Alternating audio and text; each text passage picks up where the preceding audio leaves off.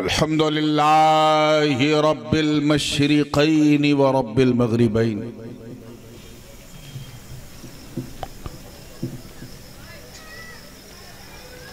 الحمد لله الذي خلق الكونين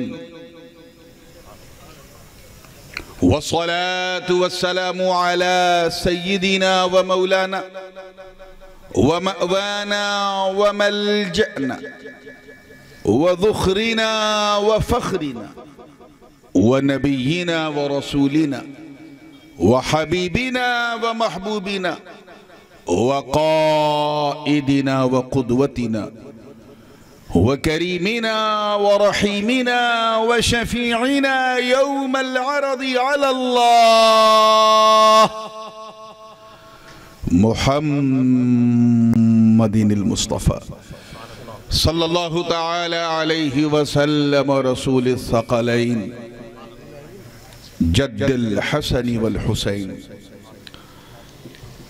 وعلى آله وصحبه الذين جاهدوا في سبيل الله تعالى بكل معركة لا سيما بكربلاء وببدر وحنين. أما بعد فأعوذ بالله من الشيطان الرجيم. بسم الله الرحمن الرحيم.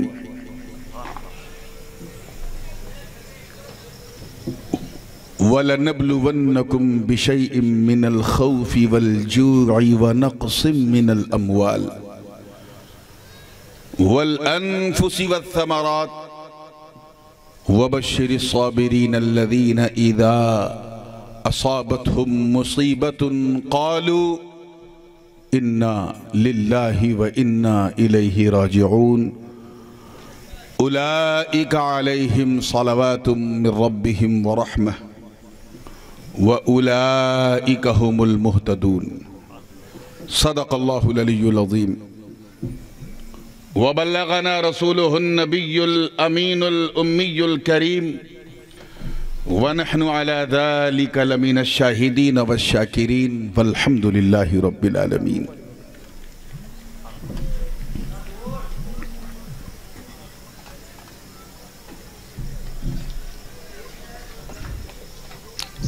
ایک عرصے کے بعد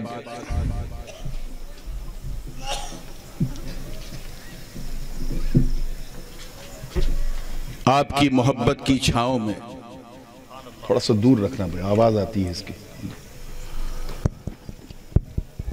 یعنی آپ کے اس خوبصورت اور انتہائی روحانی گاؤں میں شرف باریابی حاصل ہو رہی ہے. وہ گاؤں جہاں بغداد کی چھاؤں ہے،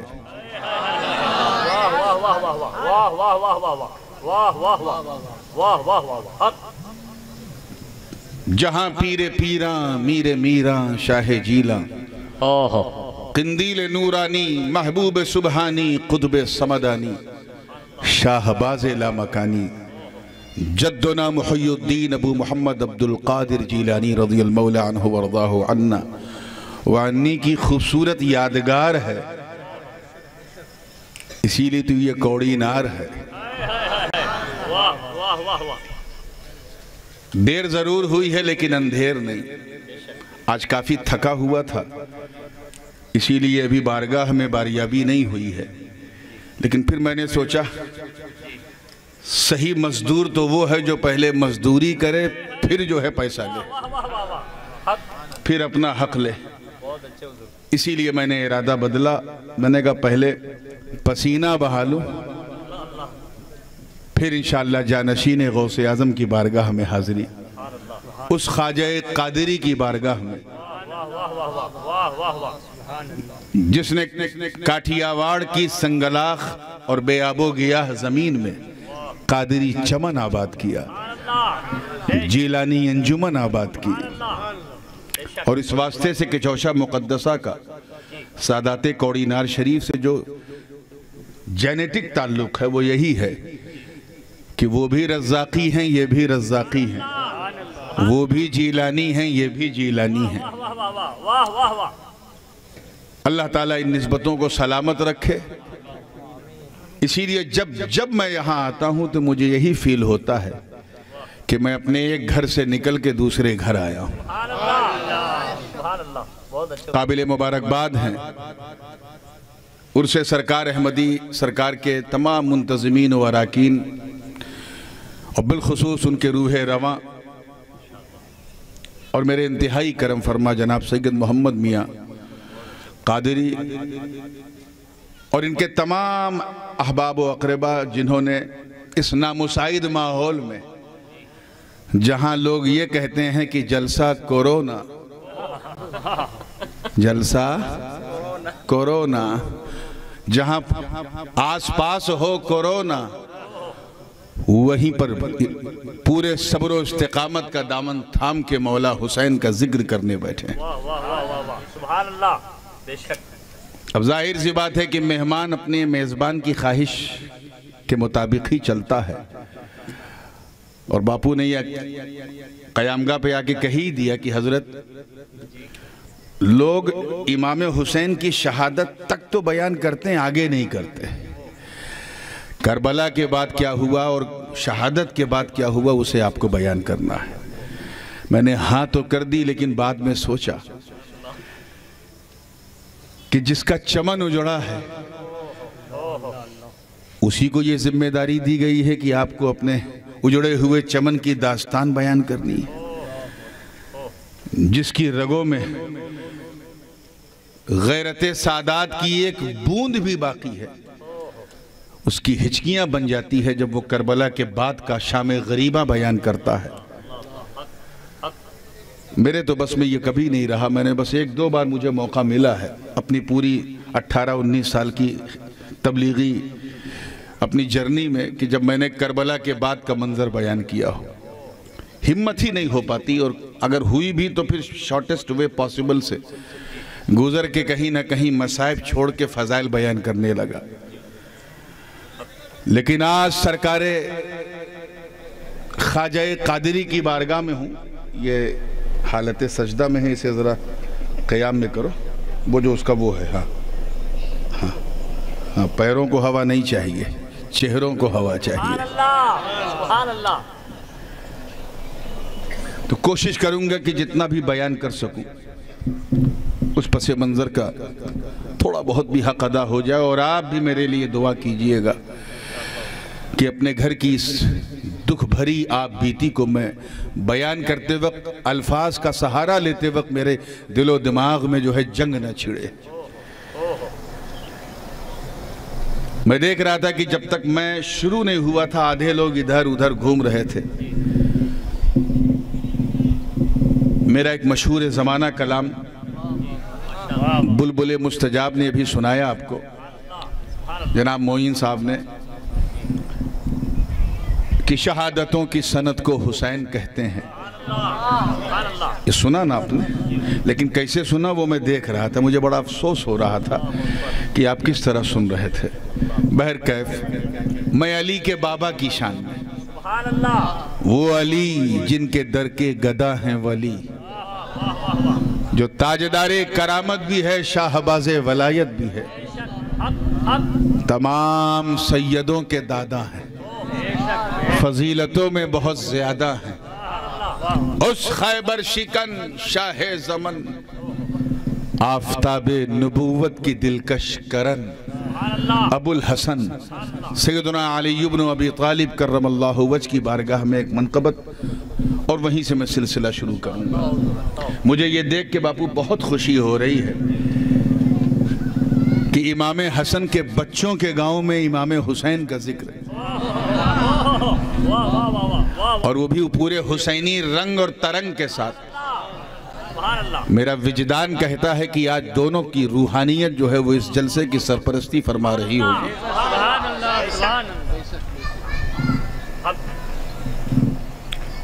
عربی زبان میں زوجہ کا مطلب ہوتا ہے بیوی۔ کیا ہوتا ہے؟ اب اگر ہاں یہ تائے تانیس ہٹا دی جائے، صرف زوج، آؤ بابو ماشاءاللہ، زوج کر دیا جائے، زوجہ نہ کیا جائے، تو پھر اس کا مطلب شوہر ہوتا ہے۔ کیا؟ پتی۔ تو زوج کا مطلب پتی، اور زوجہ کا مطلب بولیے، یہ جب تک سمجھے نہیں ہیں میرا ایک بھی شعر نہیں سمجھ میں آئے گا. تو زوجہ کا مطلب پتنی، زوج کا مطلب پتی. تو اگر جناب سیدہ طیبہ طاہرہ عابدہ ساجدہ راکعہ تمام سیدوں کی ماں جناب مخدومہ کائنات فاطمہ زہرا سلام اللہ علیہا اگر یہ زوجہ علی ہیں تو علی زوجہ بطول ہیں، بطول کے شوہر ہیں. اور بطول جو ہے یہ جناب سیدہ کا خطاب ہے جو اللہ کے رسول نے اپنی زبان مبارک سے عطا کیا. تو اسی زوجہ بطول کو میں نے اس کلام کی ردیف بنایا ہے. کلام شروع کرنے چلا ہوں جھوم کے بارگاہ رسالت والے رسالت میں ہدیہ درود پیش کر لیں اور پڑھیں اللہم صلی علی سیدنا مولانا محمد وعلی سیدنا مولانا محمد کما تحب وترضا بان تصلی علیہ صلاۃ و سلام علیک یا رسول اللہ صلی اللہ علیہ وسلم. تھوڑا اور اٹھا دیجئے. اور میں علماء کرام کی خصوصی توجہ ماشاءاللہ سادات کرام کے نورانی جلووں کے جھرمٹ میں نظر کر رہا ہوں. مصدر کہتے ہیں جڑ کو. کسے کہتے ہیں؟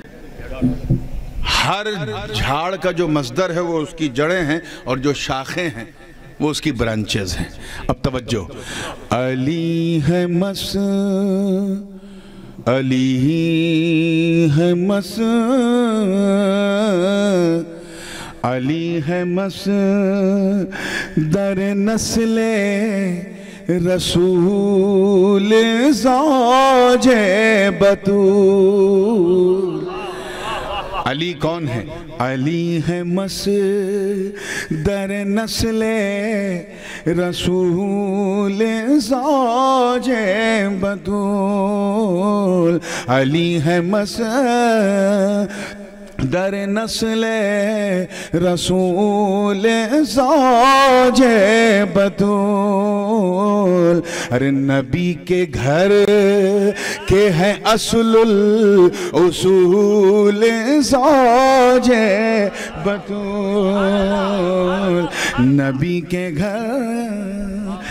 ہاں سیدوں کے شجرے سے اگر علی کو ہٹا دو گے تو کچھ بچے گا نہیں. نبی کے گھر کے ہیں اصل الاصول زوج بطول.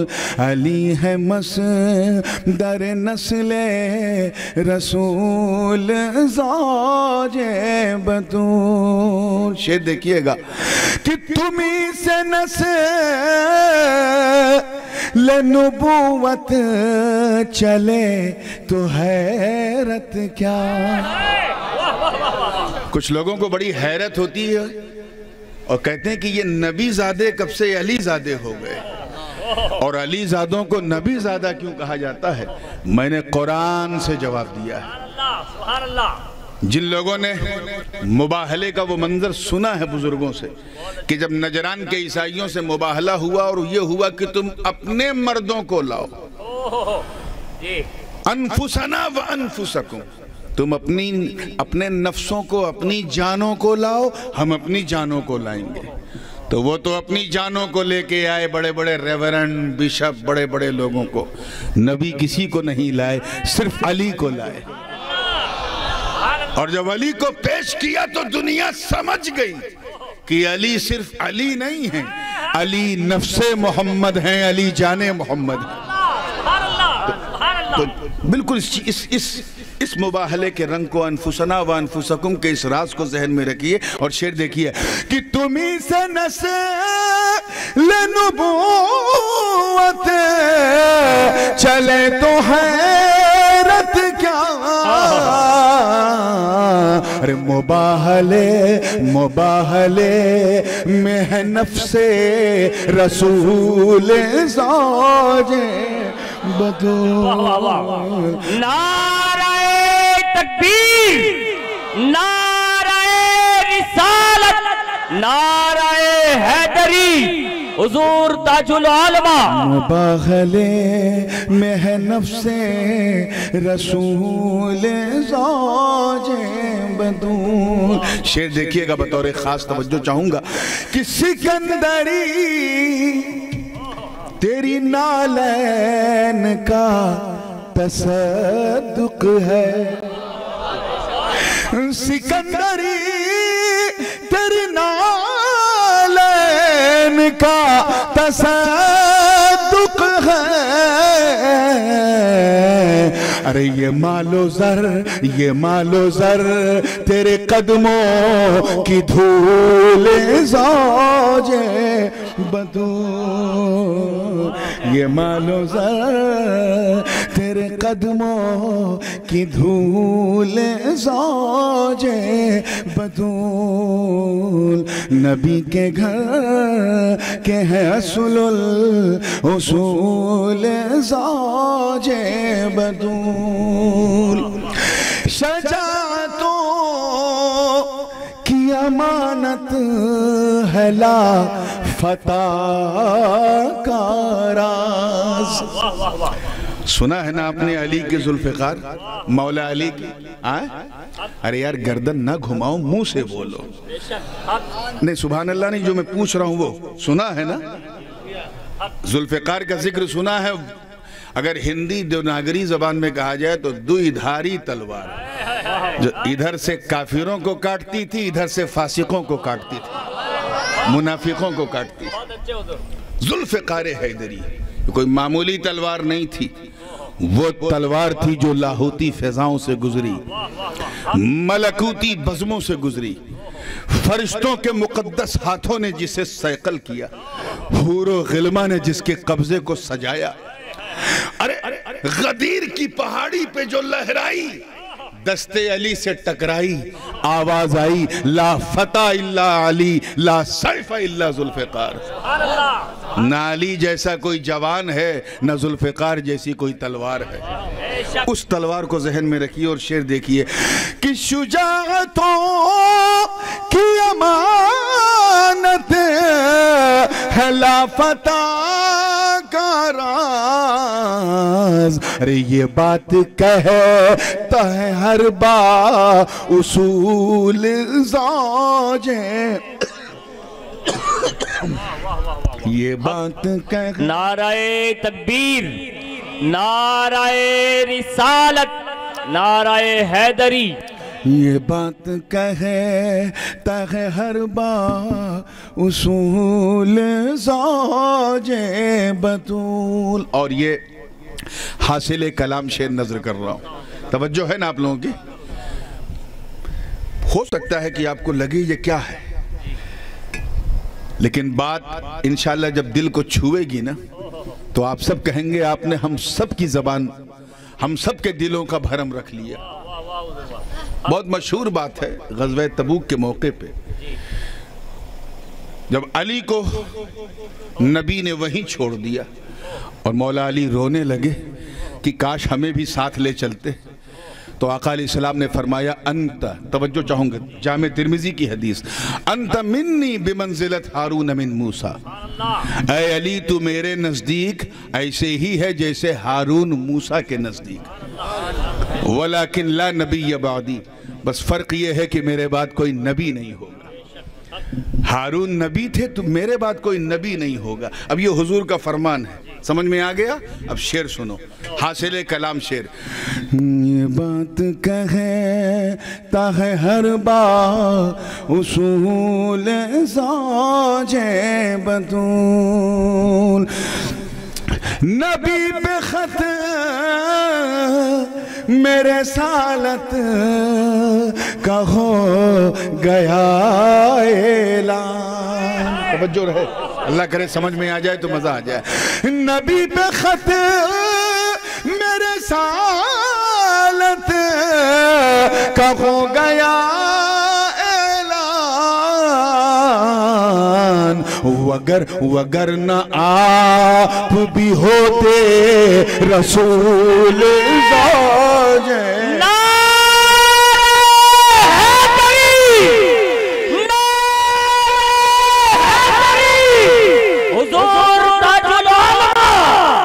پھر سنیے گا نبی پہ خط میرے سالت کا ہو گیا اعلان نبی پہ خط میرے سالت کا ہو گیا اعلان وگرنہ آپ بھی ہوتے رسول زوج بطول، وگرنہ آپ بھی ہوتے رسول زوج بطول۔ اور شعر دیکھیے گا، آج کل بڑا عجیب ماحول ہے، جس کو دیکھو چلتے پھرتے اپنا مسلک بتائے پھر رہا ہے۔ پہلے لوگ پوچھتے نہیں تھے، لیکن اب بڑے تم طراق سے اسٹیجوں پہ اعلان کیا جاتا ہے میرا مسلک یہ ہے، تیرا مسلک یہ ہے۔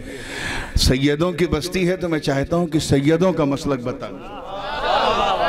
سننا چاہتے ہو؟ سادات کا مسلک کیا ہے؟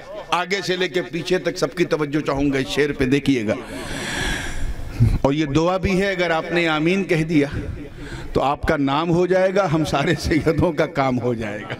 توجہ چاہوں گا۔ یہ بات کہے نبی کے گھر کہ ہے اصل اصول زوج بدو۔ دیکھیے گا دعا کیا ہے کہ میرا سلوک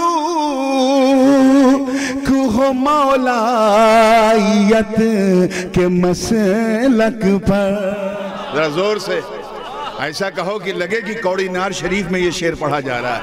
میرا سلوک ہو مولائیت کے مسلک پر، ارے یہ عاجزہ نہ دعا ہو قبول زوج بدو، یہ عاجزہ نہ دعا ہو قبول زوج بدو۔ مولا علی کی شان دیکھیں، پیدائش، جنم، ولادت ہوئی اللہ کے گھر میں، کہاں؟ کعبۃ اللہ میں، اور ضرب شہادت جو لگا وہ بھی اللہ کے گھر میں۔ خانہ کعبہ کا غلاف سیاہ ہے، اس پر خوب لوگوں نے کہنے کی کوشش کی ہے۔ محدث اعظم نے تو ایسا کہا کہ قلم توڑ دیا۔ محدث اعظم فرماتے ہیں کہ محبوب کی فرقت میں یہ غم کی نشانی ہے، محبوب کی فرقت میں یہ غم کی نشانی ہے، بے وجہ نہیں سید کعبہ کی سیاہ پوشی۔ یعنی کعبہ پہ جو سیاہ غلاف، کالا غلاف لگاتی ہے بلا وجہ نہیں ہے، لیکن میں نے ذرا حیدری تیور میں کہا ہے۔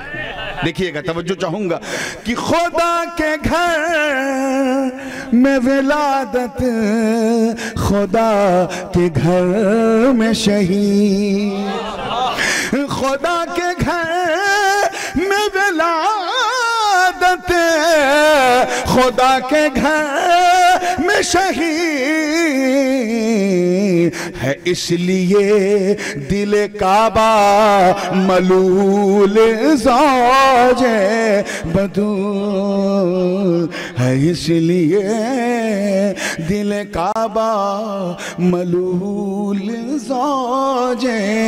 اب دو شعر رہ گئے اور بالکل حسنی حسینی رنگ کے شعر ہیں، میں تمام لوگوں کو پیش کر رہا ہوں، توجہ کے ساتھ دیکھیے گا کہ بہار تیرے چمن کی بلائیں کیوں نہ لے، بہار تیرے چمن کی بلائیں کیوں نہ لے، ارے حسن حسین حسن حسین ہے جب اس کے پھول زوج بدو، حسن حسین ہے جب اس کے پھول زوج۔ آخری شعر دیکھیے، اور یہ بھی حاصل کلام ہے، خیال بڑا مشہور ہے، لیکن کچھ جو ہیں ناسبی خیال کے لوگ، میں ان کو ناسبی پورا تو نہیں کہہ سکتا لیکن ہے، خارجی کہہ دینا بہت بڑی بات ہو جائے گی، کیونکہ خارجیوں کی دشمنی تو اسلامی خلافت سے تھی۔ خارجی جو پیدا ہوئے وہ سیدوں کے مقابلے میں نہیں پیدا ہوئے تھے، وہ اسلامی خلافت کے مقابلے میں، اور انہوں نے خارجیوں نے میٹنگ کر کے یہ طے کیا کہ مولا علی کو بھی شہید کر دو، جناب معاویہ کو بھی شہید کر دو، عمرو بن عاص کو بھی شہید کر دو، ان کو ختم کر دو اور ہماری حکومت ہو جائے گی۔ یہ تھی خارجی آئیڈیالوجی۔ لیکن ایک فرقہ ہے ناسبی، کون سا؟ ہاں اس کو سنو ذرا سا، کیونکہ بہت سے لوگ ناصبی کو بھی خارجی کہہ دیتے ہیں۔ ان کا ایک ہی پرابلم تھا، یہ سیدوں سے ان کو عجیب سی چڑ تھی، کچھ بھی ہو سیدوں کو کچھ نہ ملے۔ اسی لیے یزید کے گروہ میں خارجی گنے چنے تھے، ناصبی بھرے پڑے تھے۔ 22,000 کے لشکر جرار میں کم سے کم 21,000 ناصبی تھے، جن کو سیدوں سے چڑ، جلن۔ تو وہ ایسے ابو جراثیم آج بھی ہیں انڈیا، پاکستان، بنگلہ دیش میں، وہ ناصبیت کا ان کو نہیں سمجھ میں آتا کہ حضرت بیدم شاہ وارسی نے یہ کیوں کہہ دیا کہ بیدم یہی تو 5 ہیں، یہی تو 5 ہیں مقصود کائنات، خیر النساء حسین و حسن مصطفیٰ علی۔ نہیں سمجھ میں آیا۔ میں نے بھی اسی خیال کو، اور آپ دیکھیں کسی شاعر کا کوئی خیال اگر کوئی شاعر لیتا ہے تو آج کل زمانہ باپو اتنا خراب ہے کہ شاعر کا نام تک نہیں بولتا، خیال چرا لیتا۔ کچھ لوگ تو مصرع ہی چرا لیتے ہیں۔ میں نے مصرع نہیں، صرف خیال لیا ہے، اور وہ بھی اتنی ایمانداری سے کہ شاعر کا نام بھی لکھ کوٹ کیا ہے کہ کس شاعر کا یہ خیال ہے۔ آگے سے لے کے پیچھے تک توجہ چاہوں گا۔ مجھے یہ احساس دلائیے گا یہ شعر سن کے کہ میں اس چھوٹی بغداد میں شعر سنا رہا ہوں۔ توجہ ہے آپ لوگوں کی؟ شعر دیکھیے گا۔ علی ہے مصدر نسل رسول زوج بطول، دیکھیے گا توجہ رہے۔ بقول حضرت بیدم یہی ہے مقصد خلق، بقول حضرت بیدم یہی ہے مقصد خلق۔ کون؟ حسن حسین، حسن حسین رسول و بطول زوج بطول، حسن حسین۔ نعرہ تکبیر، نعرہ رسالت، خاندان اہل بیت، حسن حسین۔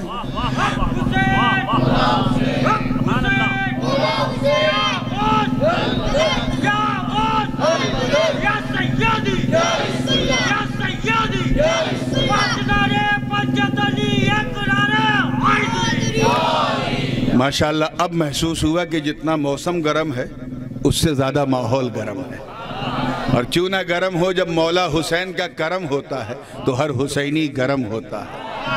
حسن حسین علی، حسن حسین رسول و بطول زوج بطول۔ مقطع سماعت کر لے۔ تحدیث نعمت ہے اور اظہار واقعی ہے۔ اللہ کا شکر ہے کہ اس نے مجھے انسان بنایا، مسلمان بنایا، غلام حبیب رحمان بنایا، اور اپنی فاطمہ کی سنتان بنایا، ورنہ میں کیا ہوتا۔ میں نے وہ بھی کوٹ کر دیا اس مقطع میں، توجہ چاہوں گا۔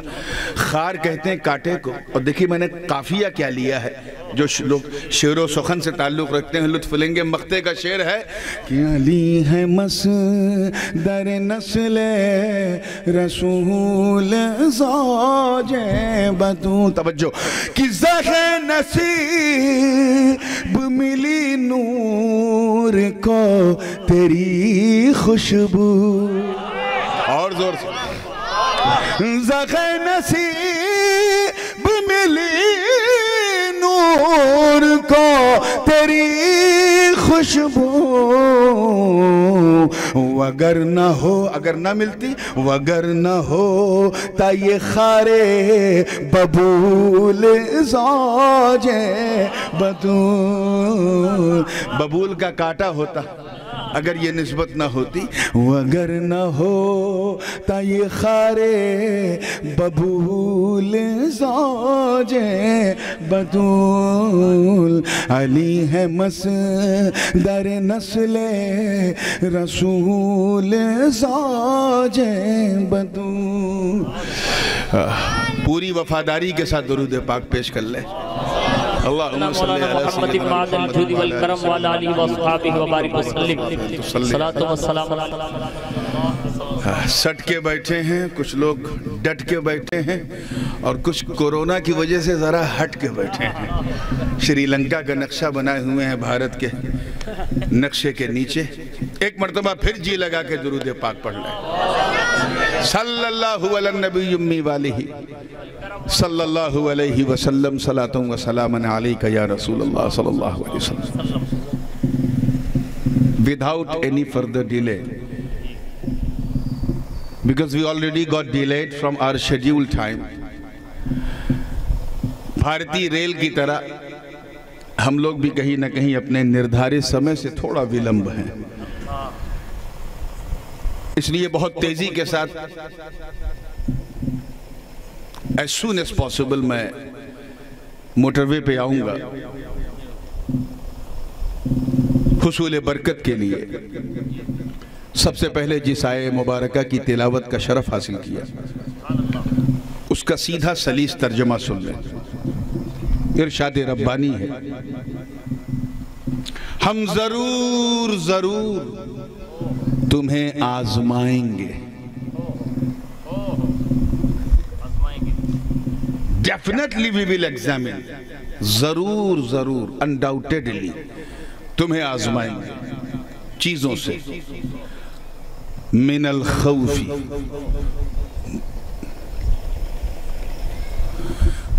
ڈرا کے تمہیں آزمائیں گے، بھے سے، خوف سے، فیئر سے. والجوع، تمہیں ہم بھوک سے آزمائیں گے، تمہاری پریکشا لیں گے. وَنَقْسٍ مِّنَ الْأَمْوَالِ، شارٹیج آف منی، تمہارا پیسہ کم کر کے یا ختم کر کے ہم تمہیں آزمائیں گے. والانفس، تمہاری جانوں سے بھی ہم تمہیں آزمائیں گے. والثمرات، اور تمہارے بچوں سے بھی ہم تمہیں آزمائیں گے. تمہارے ایسٹس اور پراپرٹی سے بھی ہم تمہیں آزمائیں گے. اور اگر آزمائش میں کامیاب ہو گئے تو اس کا ریوارڈ بھی آگے بیان کیا گیا ہے. اللہ پاک فرما رہا ہے وَبَشِّرِ الصَّابِرِينَ، اے محبوب صبر کرنے والوں کو خوشخبری سنا دو. کون صبر کرنے والے؟ الَّذِينَ إِذَا اصابتہم مصیبت قالوا، وہ صبر والے جنہوں نے اس وقت صبر کیا جب ان پر کوئی مصیبت آئی. شکوہ نہیں کیا، شکایت نہیں کی، تانا زنی نہیں کی. قالوا، بلکہ کہا ہم اللہ کے ہیں اور اسی کی طرف لوٹنے والے. We belong to Allah Almighty and we will return on to Allah Almighty. گھر جا رہے ہیں کیا آپ؟ اور یہ وہی لوگ ہیں جن کے بارے میں آگے فرمایا اولئک علیہم صلوات من ربہم ورحمہ. یہ وہی لوگ ہیں جن کے لیے ان کی رب کی طرف سے رحمتیں ہیں، برکتیں ہیں. اور یہ وہی لوگ ہیں جو ہدایت یافتہ ہیں، کامیاب ہیں.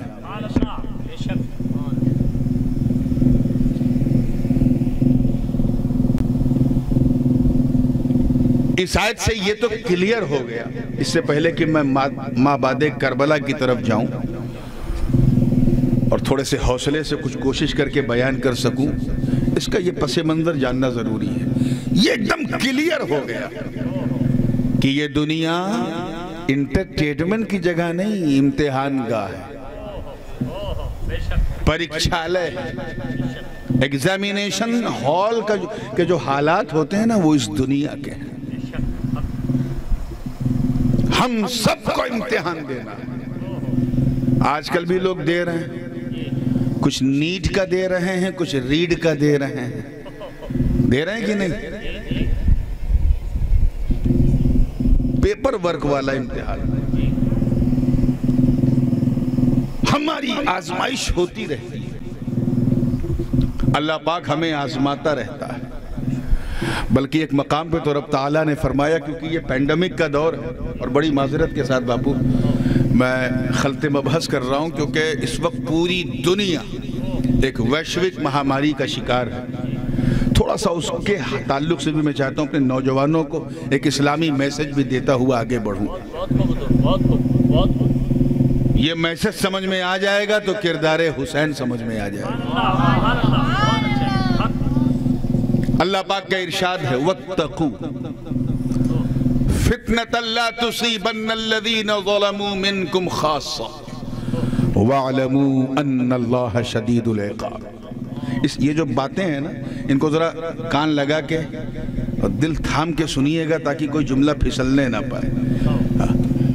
اللہ پاک فرما رہا ہے ڈرو اس عذاب سے. ویسے تو ہر عذاب سے ڈرنا چاہیے لیکن یہاں ایک خاص عذاب ہے اس عذاب سے جس کا بدلہ ہم صرف ظالموں سے نہیں لیں گے. کچھ سمجھ میں آیا؟ یعنی کچھ عذاب ایسے ہیں جن کا بدلہ صرف ظالموں سے نہیں لیا جائے گا. یعنی آٹے کے ساتھ گھن بھی پیسا جائے گا. مطلب عذاب آئے گا ظالموں کی وجہ سے مگر اپنی چپیٹ میں عالموں کو بھی لے جائے گا. اللہ پاک فرما رہا ہے اس فتنے سے اس وبا سے بچو.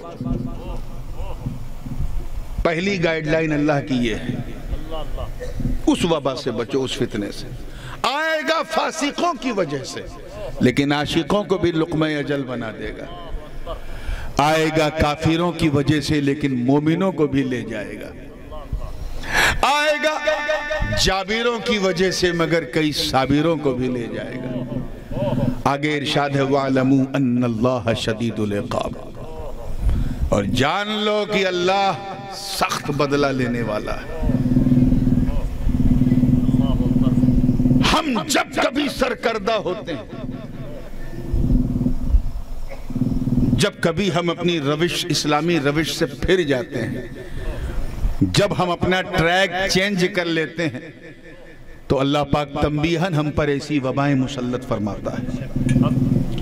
کبھی 100 سال کے بعد کبھی 120 سال کے بعد کبھی 150 سال کے بعد ایسی مہاماری کا ہمیں سامنا کرنا پڑتا ہے جو مہاماری ہم سے دنیا داری ہٹا کے پرہیزگاری کی طرف لے جاتی ہے. امام بخاری رحمت اللہ الباری فرماتے ہیں کہ جلد دوم میں کہ وباؤں کے اندر بھی رحمت کا پہلو چھپا ہوتا ہے. وباؤں کے اندر بھی رحمت کا پہلو چھپا ہوتا ہے. ایک بات ذہن میں رکھیے گا کہ ایک ماں اپنے کلیجے کے ٹکڑے سے جتنی محبت کرتی ہے اتنی محبت کوئی نہیں کر سکتا. اسی لیے ہمارا معاشرہ ماں کی محبت کو محبت نہیں ممتا کہتا ہے. ہندی میں ممتا اردو میں مامتا کہتا ہے. کیوں؟ کیونکہ وہ مامتا کسی میں نہیں ہوتی وہ صرف ماں میں ہوتی ہے. اور آقا دو جہاں علیہ السلام فرماتے ہیں کہ ایک ماں کی ممتا سے 70 گنا زیادہ محبت اللہ اپنے بندوں سے کرتا ہے. پھر بھی وہ ہمیں آزماتا ہے. ارے اپنی روزمرہ کی زندگی میں دیکھو یار جب تم اسکول نہیں جاتے ہو تو تمہارے ماں باپ تمہیں ڈانٹتے نہیں؟ ڈانٹتے ہیں نا. بولو تھوڑا سا منہ کھولو. کس شرارت کرتے ہو تو کان نہیں کھینچا جاتا؟ تو کیا ماں باپ تمہارے دشمن ہیں؟ نہیں. وہ تم سے اتنی محبت کرتے ہیں اتنی محبت کرتے ہیں کہ تمہیں بگڑتا ہوا دیکھ نہیں سکتے. نماز چھوڑی باپ نے تماچا مارا گالی بکی تو ماں نے کالر کھینچ لیا. کیوں؟ Because they love you. وہ تم سے پیار کرتے ہیں. It's a sign of love. تو جو جس سے محبت کرتا ہے اسی کے لیے تادیباً اس پر سختی بھی کرتا ہے. اسی لیے جب استاذ مدرسے میں سختی کرتا ہے تو وہ دشمن نہیں کہلاتا دوست کہلاتا ہے. دشمن وہ ہے جو تمہیں موبائل میں بہکائے. دشمن وہ ہے جو رات کے 3-3 4-4 بجے تک تم سے واٹس ایپنگ کرے. دشمن وہ ہے جو تمہیں انسٹاگرام پہ فرینڈ ریکویسٹ بھیج کر تمہاری زندگی برباد کرے. دشمن وہ ہے جو فیس بک کے ذریعے تمہاری آخرت کو برباد کرنے کی کوشش کرے. دشمن وہ ہے جو تمہارے لیے چائے کے اڈوں پہ بیٹھ کر تمہیں بے حیائی تنہائی کا درس دے۔ دشمن وہ ہے جو تمہیں مصطفیٰ کی سنتوں سے الگ کرے، دشمن وہ ہے جو تمہیں کام کا نہیں صرف نام کا مسلمان بننے دے۔ اسی لیے ماں باپ سے زیادہ پیار کسی کے اندر نہیں ہوتا۔ وہ جب اپنے بچوں کو بگڑتا ہوا دیکھتے ہیں تو سختی کی ساری حدیں پار کر دیتے ہیں۔ ہمیں جب ماں باپ کا یہ حال، توجہ، کہ ذرا سی شیطانی، ذرا سی مستی، ذرا سی بےہودگی، ذرا سی شرارت پر وہ ہم پر سختی کرتے ہیں کیونکہ ان کی محبت کا تقاضا، تو پھر وہ مولا جو ماں باپ سے 70 گنا زیادہ محبت کرتا ہے، اگر وہ ہم کو ہمیں آزمائے تو حیرت کیا ہے۔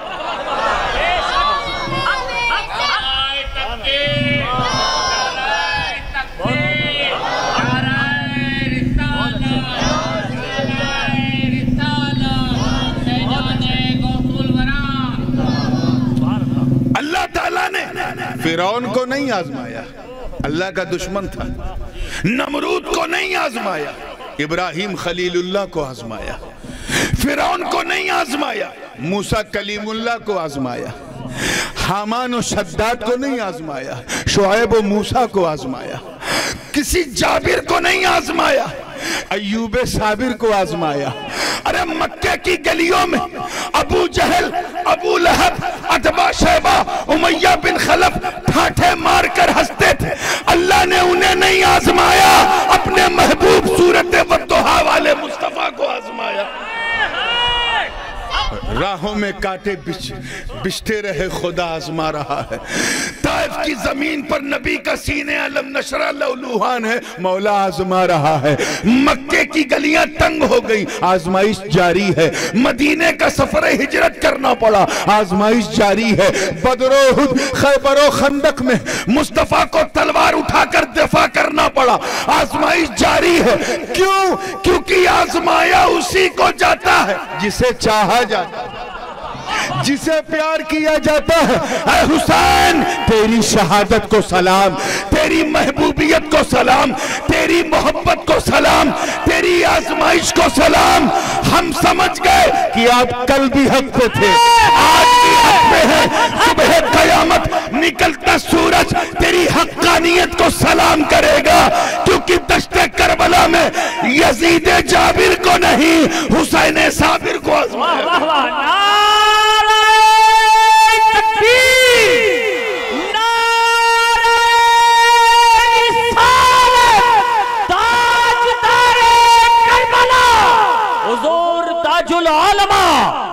تو بات کہیں سے کہیں نکل جائے گی، میں بیچ بیچ میں حسینی ڈوز بھی آپ کو دیتا رہوں گا۔ پھر آئیے وہیں کہ وباؤں میں رحمت کا پہلو چھپا ہوتا ہے، امام بخاری نے فرمایا، بلکہ ابن حجر اسقلانی نے تو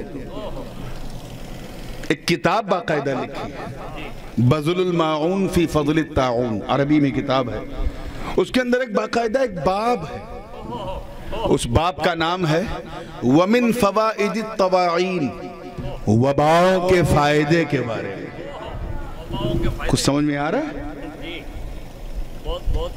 حیرت بھی ہو رہی ہوگی۔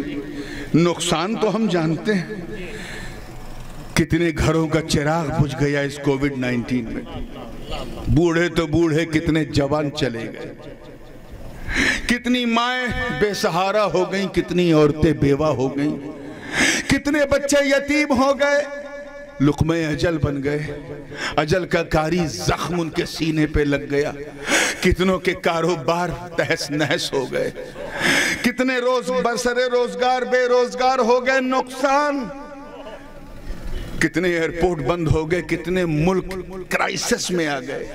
ہمارا ملک تو پہلے ہی سے کرائسس میں تھا، جی ڈی پی کا برا حال تھا، اب تو اور ہو گیا کہ سوائے انا للہ و انا الیہ راجعون پڑھنے کے کچھ بچا نہیں، لیکن نقصان دکھ رہا، فائدہ کہاں؟ اللہ پاک کا کوئی عمل حکمت سے خالی نہیں، وہ اپنے بندوں سے محبت کرتا ہے، فائدہ بھی، اور یہ فائدہ مجھے تب سمجھ میں آیا جب میں نے ان کی کتاب کو دیکھا۔ آپ نے پہلا فائدہ بتایا، اور ان فوائد کو دیکھیے اور دشت کربلا کو دیکھیے. پہلا فائدہ لکھا تقصیر العمل. توجہ رہے, آپ یہ نہ سوچئے گا کہ ہم تو کربلا سننے آئے تھے اور یہ کیا سنایا جا رہا ہے. اس وقت اس کی بہت سخت ضرورت ہے. تقصیر العمل یعنی یہ کووڈ-19 کا سب سے بڑا فائدہ یہ کہ دنیا سے امید کو کم کر دیتا ہے. وبائیں کیا کرتی ہیں؟ دنیا سے امید کم کر دیتی ہیں. اپنے سامنے 25 سال 30 سال کے نوجوانوں کا لاشا جب آئی سی یو میں ان کے تڑپتے ہوئے جسم اور سانسوں کے لیے ان کی بھٹکتی ہوئی آنکھیں جب دیکھتے ہیں تو دنیا سے امید کم ہو جاتی ہے. پہلے تو ہم دنیا سے اتنی امید لگائے ہوئے تھے کہ سارا انویسٹمنٹ اسی دنیا کے لیے, انشورنس اسی دنیا کے لیے, ساری انشورنس پالیسیز اسی دنیا کے لیے. بیٹی کو یہ دینا ہے, بیٹے کو یہ دینا ہے, ان کو یہ دینا ہے, ان کو وہ دینا ہے. اور جن کو دینا تھا جب انہی کا جنازہ کاندھوں پہ اٹھنے لگا تو دنیا سے امید کم ہو گئی. ہم بھولے بھٹکے تھے. اچانک اس کووڈ-19 نے رحمت بن کر ہمیں بتایا, سن تو کس دنیا کے پیچھے بھاگ رہا ہے؟ ارے اس دنیا میں تو پہلے تھا نہیں, بعد میں رہے گا نہیں. یہاں تیرا عتیت نہیں, بھوشیہ نہیں. نہ یہاں تو اپنی مرضی سے آیا نہ اپنی مرضی سے جائے گا. تو سن, جب تو اپنی مرضی سے آیا نہیں, اپنی مرضی سے جائے گا نہیں, تو پھر اپنی مرضی سے جینا چھوڑ دے. جیے بھی اس کی مرضی سے جس کی مرضی سے آنا اور جانا. جب یہ کردار حسین ہم صرف شہادت کے عنوان سے سمجھ رہے تھے, مگر اس پینڈیمک نے ہمیں بتایا کہ ذرا دیکھ حسین کی طاقت دیکھ. سب کچھ تھا, روکنے والوں نے مکے میں بھی روکا, راستے میں بھی روکا, مدینے میں بھی روکا, چلتے پھرتے بھی لوگوں نے روکا, مگر حسین کا قدم استقامت رکنے کا نام نہیں لے رہا ہے. کیوں؟ کیونکہ حسین کو پتا ہے میں جا نہیں رہا ہوں, مجھے مولا کی مشیت لے جا رہی ہے. میں نہ اپنی ارے میں اس دنیا کے پیچھے کیوں بھاگوں جو دنیا مجھے ایک دن خود چھوڑ دے گی. کردار حسین. تو پہلا فائدہ وبا کا یہ ہے کہ دنیا سے جو لگاؤ ہوتا ہے, امیدیں ہوتی ہیں, وہ کم ہو جاتی ہیں اور بندہ آخرت کی طرف پھر جاتا ہے. دوسرا فائدہ, تیار ہیں؟ دوسرا فائدہ یہ ہے تحسین العمل. وبا جب آتی ہے تو بندے کا عمل اچھا ہو جاتا ہے. کیا ہو جاتا ہے؟ عمل اچھا ہو جاتا ہے. ارے یاد کرو یار, لاک ڈاؤن کا وہ دور, جو لوگ ہفتے میں ایک دن آتے تھے مسجد میں اور آ کر کے 2 رکعت پڑھ کے ایسا بھاگتے تھے کہ انہیں پتہ ہی نہیں کہ اس کے بعد سنت بھی پڑھنا ہے, سلام بھی پڑھنا ہے, کچھ ملاقات بھی کرنا, بھاگتے تھے. جب لاک ڈاؤن لگا اور چاروں طرف سے گھیراؤ ہو گیا, سڑک پہ نکلنا مشکل ہو گیا, تو ان لوگوں نے اللہ کی بارگاہ میں سجدے کرنے کے لیے اپنے گھروں میں مصلے بچھا دیے, 5 وقت کی نماز پڑھنے لگے. جو لوگ قرآن پڑھنا نہیں جانتے تھے قرآن سننے لگے, اور سنتے سنتے وہ دن بھی آیا کہ پڑھنے لگے. یہ رحمت بن کے وبا آئی, اس نے ہمیں جاہل سے کامل بنا دیا, فاضل بنا دیا. ہم نام کے مسلمان تھے, ہمیں کام کا مسلمان بنا دیا. پہلے ہم بھکاری کو 5 روپیہ نہیں دیتے تھے, لیکن وبا نے ہمیں چیریٹی ہم سے دلوانا شروع کر دیا. ڈور ٹو ڈور جا کے ہم مدد کرنے لگے. ہمیں اس لیے آزمایا گیا تاکہ ہم سدھر جائیں. تو اللہ تعالیٰ آزماتا ہے. تیسرا فائدہ وبا کا الیقظۃ من الغفلہ. میں بہت تیزی سے بڑھ رہا ہوں. وبا کا تیسرا فائدہ یہ ہے کہ یہ ہمیں نیند سے جگا دیتا ہے, غفلت سے بیدار کر دیتا ہے. We were sleeping. Suddenly the pandemic came and woke us up. وہ آیا اور اس نے ہمیں جگا دیا. ہم خواب غفلت میں ویلین تھے. ہم سمجھتے تھے کہ بس جو کچھ کرنا ہے اسی دنیا میں کرنا. ہم سپنا دیکھ رہے تھے. کیا دیکھ رہے تھے؟ اور سپنا کبھی اپنا نہیں ہوتا ہے. اگر کوئی سپنے میں دیکھ لے کہ وہ کروڑ پتی ہو گیا تو صبح اٹھے گا تو پتا چلے گا میں صرف پتی ہوں، نہ لکھ پتی ہوں نہ کروڑ پتی، صرف پتی ہوں، وہ بھی اگر شادی شدہ ہوا تو صرف پتی۔ سپنے میں کوئی حج کر لے تو حاجی نہیں ہوتا، سپنا سپنا ہی ہے۔ ہم سپنوں میں ویلین تھے، جیسے ایک سپنا ہم دیکھتے ہیں کہ بستر پہ سو گئے، پھر فلائٹ پہ بیٹھے جدہ پہنچے، مکہ پہنچے، مدینہ پہنچے، یہ زیارت وہ زیارت، یہ کیا وہ کیا، اور کرتے رہے، اور 7 گھنٹے کے بعد صبح 6 بجے آنکھ کھلی، دیکھا ارے میں تو کوڑی نار شریف میں اپنے بستر پہ سو رہا ہوں۔ یہ جو دیکھا وہ سپنا تھا، کیا تھا؟ سپنا۔ تھوڑی خانقاہی بات ہے لیکن توجہ سے سنیے گا۔ ایک سپنا ہم اور دیکھتے ہیں کہ ابھی ہم پیدا ہوئے، اب دودھ پی رہے ہیں، اب چلنے پھرنے لگے، اب اسکول جانے لگے، اب کالج، اب یونیورسٹی، اب شادی ہو گئی، بزنس ہو گیا، اب موٹر بنگلہ گاڑی، یہ وہ، دادا بن گئے، نانا بن گئے، 80-90 سال میں مر گئے، قبر میں پہنچے، مٹی ڈال دیا، ہاں ارے ابھی تک میں سپنا دیکھ رہا تھا۔ سچائی تو یہ ہے کہ مٹی سے بنا ہوں، مٹی میں مل گیا ہوں۔ منہا خلقناکم وفیہا نعیدکم ومنہا نخرجکم تارۃ اخری، اور ایک بار اسی مٹی سے نکلوں گا۔ بات سمجھ میں آ رہی ہے؟ بستر پہ جو ہم سپنا دیکھ رہے تھے اسے ہم نے سپنا تب سمجھا جب آنکھ کھلی، جب تک بند تھی ہم سچ سمجھ رہے تھے۔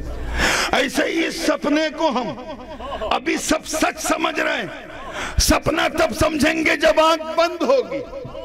تو ہم تو خواب غفلت میں سو رہے تھے، اللہ کی رحمت بن کر وبا آ گئی، اور لاشوں کے انبار جب دکھے تو ہم بیدار ہو گئے، اور اس وبا نے رحمت کی چادر اوڑھ کے کہا، اے بندے اس سے پہلے کہ تجھے مار دیا جائے اللہ کی بارگاہ میں رجوع کر، اور ایسا بندہ بن جا کہ جب تو سڑکوں پہ چلے تو تجھے دیکھنے والا یہ نہ کہے کہ مسلمان جا رہا ہے، بلکہ یہ کہے کہ چلتا پھرتا اسلام جا رہا ہے۔ سبحان اللہ، سبحان اللہ، سبحان اللہ، واہ۔ تو رحمت ہے کہ نہیں؟ ہاں ہم لوگ بہت نیگیٹیو ہو گئے، ہر چیز میں نیگیٹیوٹی دیکھتے ہیں، ارے پازیٹیو دیکھو یار۔ اور وبا کا چوتھا فائدہ یہ ہے، چوتھا فائدہ اور بڑا خاص فائدہ، کہ التزود للرحلہ۔ امام ابن حجر عسقلانی فرماتے ہیں کہ سفر آخرت کی تیاری شروع کروا دیتا ہے یہ وبائیں، سفر آخرت کی تیاری۔ ہمیں جب کوئی یاتری یاترا کرتا ہے ریلوے اسٹیشن میں جانے سے پہلے گھر میں سامان کی پیکنگ کرتا ہے کہ نہیں؟ اسی کو تیاری کہتے ہیں۔ کیا کہتے ہیں؟ اس کے بعد کا جو اسٹیشن ہے ہم اس کی تیاری بھولے ہوئے تھے، لیکن جب لاشوں کا انبار دیکھا، چاروں طرف مہاماری دیکھی، سوشل ڈسٹنسنگ کا ماحول دیکھا، ہر طرف کرائسس دیکھا، تو ہم نے کہا اس سے پہلے کہ بلاوا آ جائے چلو اپنا چہرہ ایسا بنا لو کہ نبی مسکراتے دیکھ کر، اپنی حالت سدھار لو، اپنے کو پکا مسلمان بنا لو۔ اب بہت ہو گیا، بہت ہم نے اچھل کود مچا لی، بہت ہم نے نعرے لگا لیے، اب نماز پڑھو، روزہ رکھو، حج کرو، زکوٰۃ دو۔ اب صرف یا حسین کہہ کر چیخنے سے کام نہیں چلے گا، بلکہ اپنے کردار کو حسینی رنگ میں ایسا رنگ لو کہ دیکھنے والا کہے جب حسینی ایسا ہے تو مولا حسین کیسے۔ واہ واہ واہ واہ واہ واہ واہ واہ واہ واہ، نعرہ تکبیر، نعرہ رسالت، تاجدار کربلا، عرس احمدی سرکار حضور تاج العالمہ۔ اور اگر آپ دیکھیں لاک ڈاؤن کے دوران کوئی بھوک سے آزمایا گیا کہ نہیں گیا؟ اسی لیے بہت سارے سماج سیوی سنستھاؤں نے جو ہے کٹیں دیا، کیونکہ ان کو پتا تھا کہ غلہ نہیں ہے۔ اسی پرکتک آپدہ کے زمانے میں کتنے لوگ ڈر سے آزمائے گئے، ڈر تھا نا تبھی تو ماسک لگاتے تھے، باہر نکلیں گے تو کیٹانو اندر چلا جائے گا، وائرس آ جائے گا، سانس لینے میں دقت ہو جائے گی، ڈر سے ہمیں آزمایا گیا۔ کچھ ڈر سے آزمائے گئے، کچھ بھوک سے آزمائے گئے۔ توجہ ہے؟ کچھ مال کی کمی سے آزمائے گئے. آپ دیکھیے جو لوگ 10-20 ہزار پر ڈے کماتے تھے 10-20-100 کمانا مشکل ہو گیا. کتنوں کے کاروبار چلے گئے, دکانیں بند ہو گئی, مال کی کمی سے آزمائے گئے. گئے کہ نہیں گئے؟ والانفس, کچھ جانوں سے آزمائے گئے. ان کے اپنوں کی جانیں چلی گئیں, خود ان کی جانیں چلی گئیں, اس سے آزمائے گئے. اور کچھ اپنے بچوں سے آزمائے گئے. حالات چاہے جیسے ہو, کبھی بچہ جوان ہو جاتا ہے, شادی ہو جاتی ہے, تو اس کے ذریعے بھی ماں باپ کی آزمائش ہوتی ہے. لیکن اس وبا نے تو ہمیں چھوٹے چھوٹے بچوں سے بھی آزمایا, جب ان نونہالوں کو ہم نے سانس کے لیے تڑپتا ہوا دیکھا. تاریخ گواہ, آزمائش ہمیشہ رہی. انبیاء کے ساتھ بھی رہی, اولیاء کے ساتھ بھی رہی, شہداء کے ساتھ بھی رہی, صدیقین کے ساتھ بھی رہی. حضرت آدم کو جنت سے دنیا میں بھیج کے آزمایا گیا, کامیاب ہوئے تو صفوت کا تاج رکھ دیا. حضرت نوح کو کشتی میں طوفان کے ذریعے آزمایا گیا, جودی کا ساحل ملا تو معراج ہو گئی. حضرت ایوب کو خارش سے آزمایا گیا, سکون ملا تو معراج ہو گئی. حضرت یونس کو مچھلی کے پیٹ میں آزمایا گیا, نجات ملی تو معراج ہو گئی. حضرت موسیٰ کو فرعون سے کے ذریعے آزمایا گیا, موسیٰ نے بنی اسرائیل کو نجات دلا دی. حضرت عیسیٰ کو اس وقت کے یہودیوں سے کے ذریعے ان کے ظلم سے آزمایا گیا, انہوں نے کامیابی حاصل کی. میرے نبی کو تو پل پل, گھڑی گھڑی, لحظہ لحظہ مکے میں آزمایا گیا, مدینے میں آزمایا گیا, بدر و احد, خیبر و خندق میں آزمایا گیا. کبھی کسی کو بھوک سے آزمایا گیا, کسی کو پیاس سے آزمایا گیا, کسی کو مال کی کمی سے آزمایا گیا, کسی کو جان سے آزمایا گیا, کسی کو بچوں کی قربانی سے.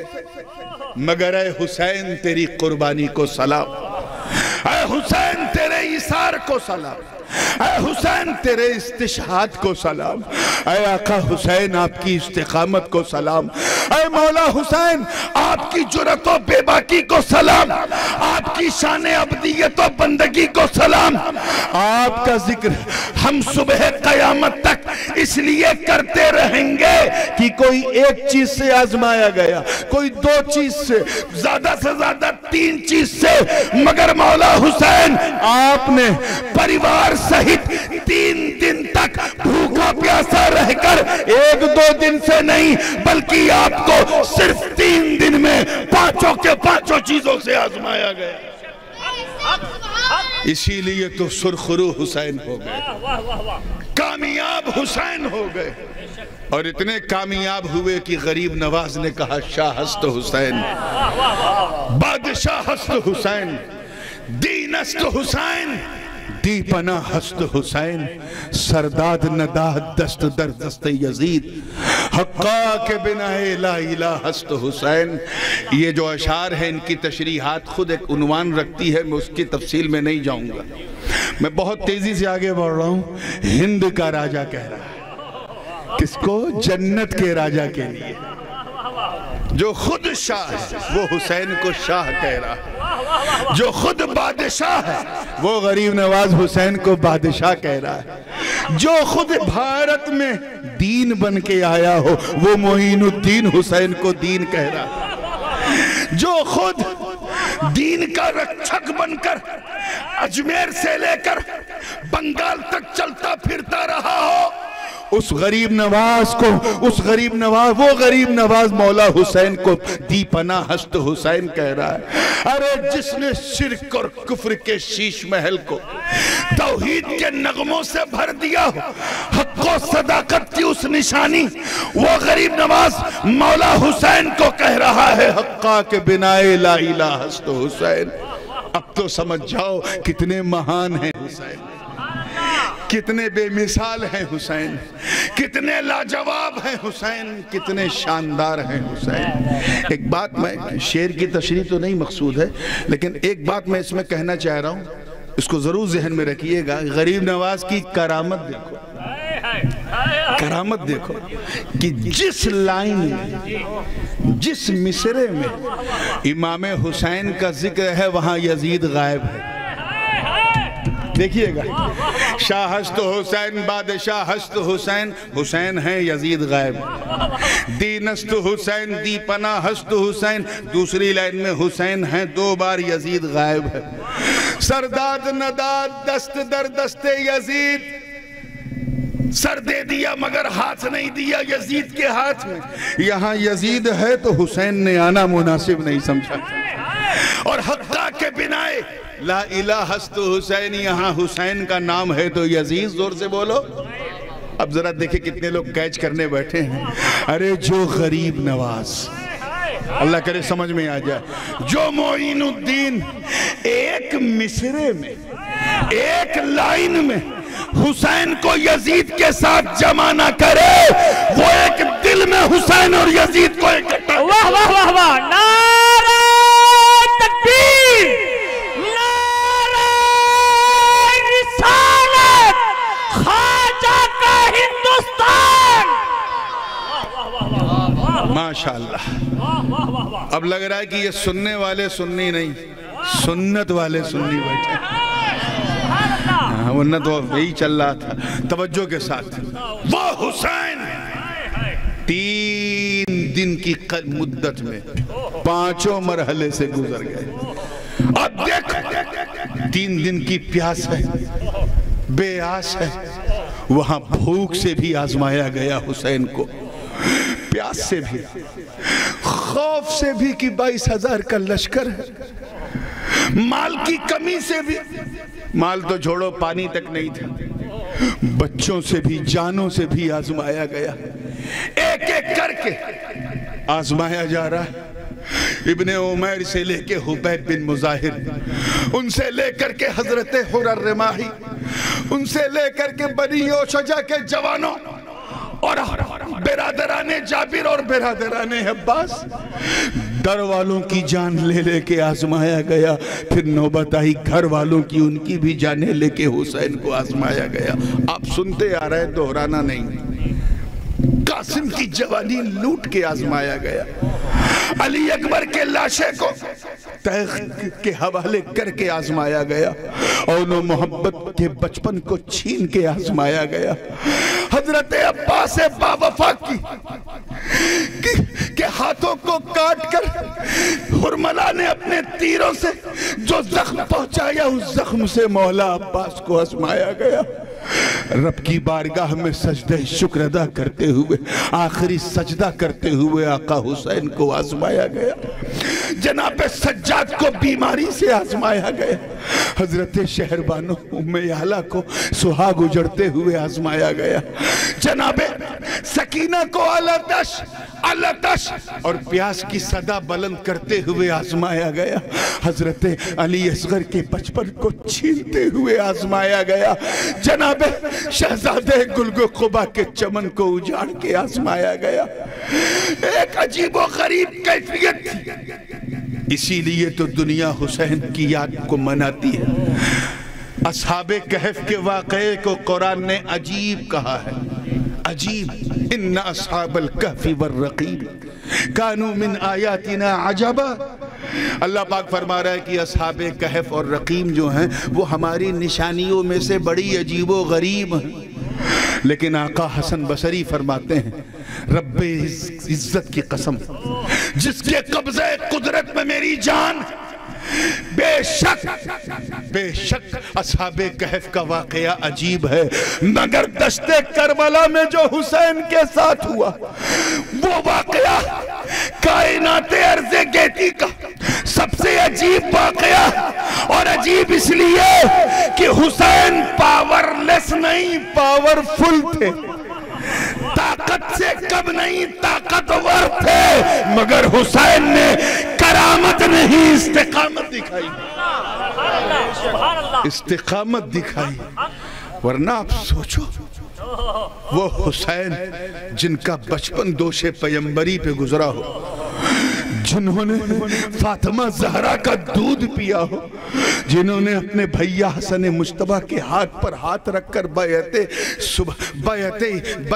رحمانی و بیعت روحانی لیا ہو، وہ حسین جن کے جھولے کو بچپن میں جبریل جھلایا کرتے ہو، وہ حسین اپنے نانا کی پیٹھ پہ بیٹھ جائیں تو آقا سجدہ لمبا کرتے ہو، وہ حسین اتنا آزمایا جا رہا ہے، جن کی ٹھوکروں پہ نعمتوں کی بہاریں نچھاور تھیں۔ خدا کی قسم کس پیاس کی بات کرتے ہو؟ آقا حسین اگر آسمان کی طرف دیکھ لیتے، صرف دیکھ لیتے، تو اتنی بارش ہوتی کہ پورا کربلا جو ہے وہ دریا بن جاتا، مگر حسین نے ایس کرامت نہیں دکھائی۔ اگر مولا حسین اپنے بابا ذوالفقار علی کی ذوالفقار کو دشت کربلا میں گاڑ دیتے تو ایسا چشمہ پھوٹتا کہ پورے کربلا میں باڑ آ جاتی، مگر حسین نے کرامت نہیں دکھائی۔ ارے حسین تو حسین، اگر جناب سیدہ سکینہ جو اپنے چچا عباس کا بازو پکڑ کر پیاس پیاس التش کہہ رہی تھی، صرف وہ اگر اپنی اوڑھنی کو نہر فرات کی طرف اچھال دیتی تو خدا کی قسم پوری نہر فرات خیمے میں آ جاتی، مگر کرامت نہیں دکھائی۔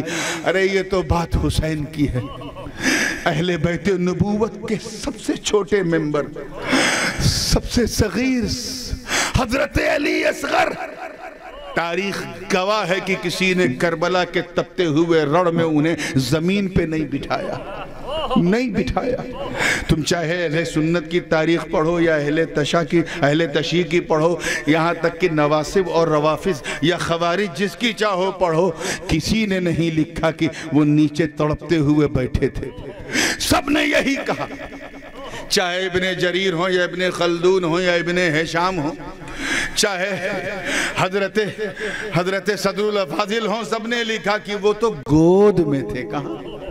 سب گود میں لیے تھے، کبھی بابا حسین کی گود میں، کبھی مولا عباس کی گود میں، کبھی حضرت شہربانوں کی گود میں، ام یعلا کی گود میں، کبھی بھائی بہن سکینہ، کبھی پھوپھی زینب کی گود میں، کبھی اپنے بابا کے مریدوں کی گود میں، کسی نے زمین پہ نہیں بیٹھایا۔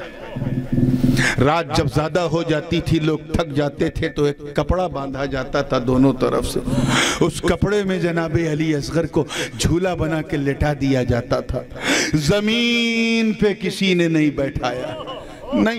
توجہ، کیوں؟ کیونکہ سب کو پتا تھا کہ یہ مصلحتوں بھری جنگ ہے، یہ حکمتوں کا وقت ہے، مصلحتوں کا وقت ہے۔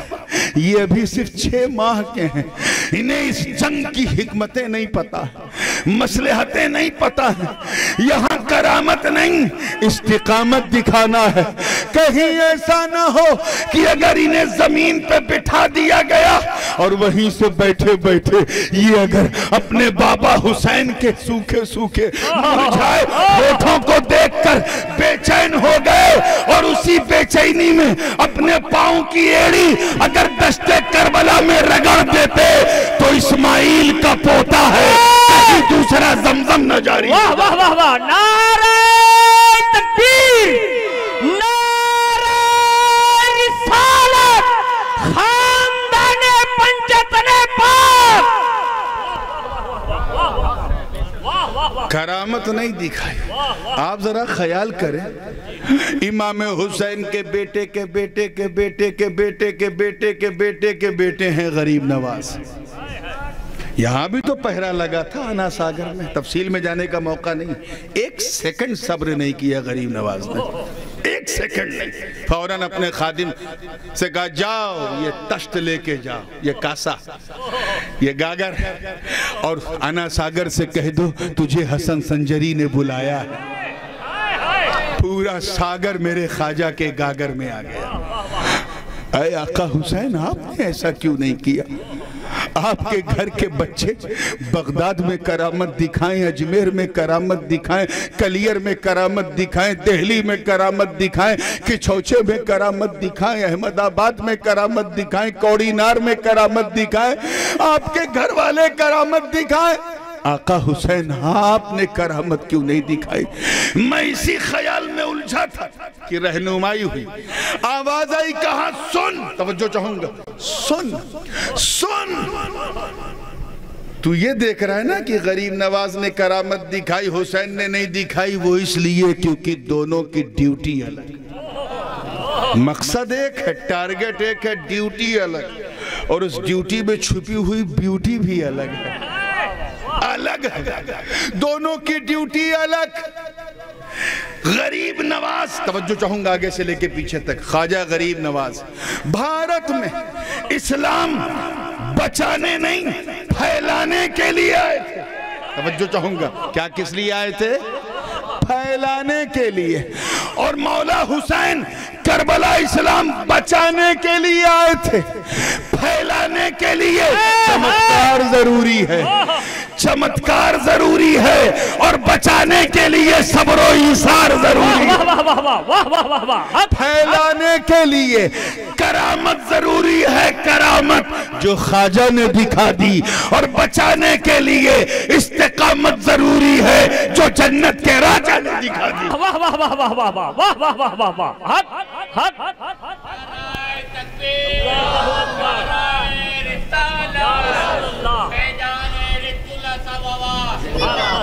اور شریعت کیا کہتی ہے؟ الاستقامت فوق الکرامہ، استقامت کرامت پہ بھاری ہے، جیسے کیونکہ حسین غریب نواز پہ بھاری ہے، تو جو بھاری ہوتا ہے اسے بھاری کام دیا جاتا ہے۔ مرد وہ نہیں ہے جو ہر جگہ تلوار چلا لے، مرد وہ ہے جو ایک تلوار سے 500 کو مار سکے پھر بھی صبر کر لے، اللہ کے حکم سے، اللہ کے حکم سے، ہر وقت نہیں، اللہ کے حکم سے۔ حسین اسی صبر کا نمونہ بن کے زندگی کی آخری سانس دشت کربلا میں لے لی۔ اب یہاں سے شہادت کے بعد کا سلسلہ شروع کر رہا ہوں، اور کوشش کروں گا کہ اسے بڑی تیزی سے سمیٹ لوں۔ پورا چمن اجڑ چکا تھا، یہ پہلی شہادت تھی جس کا غم صرف انسانوں نے ہی، جناتوں نے بھی منایا۔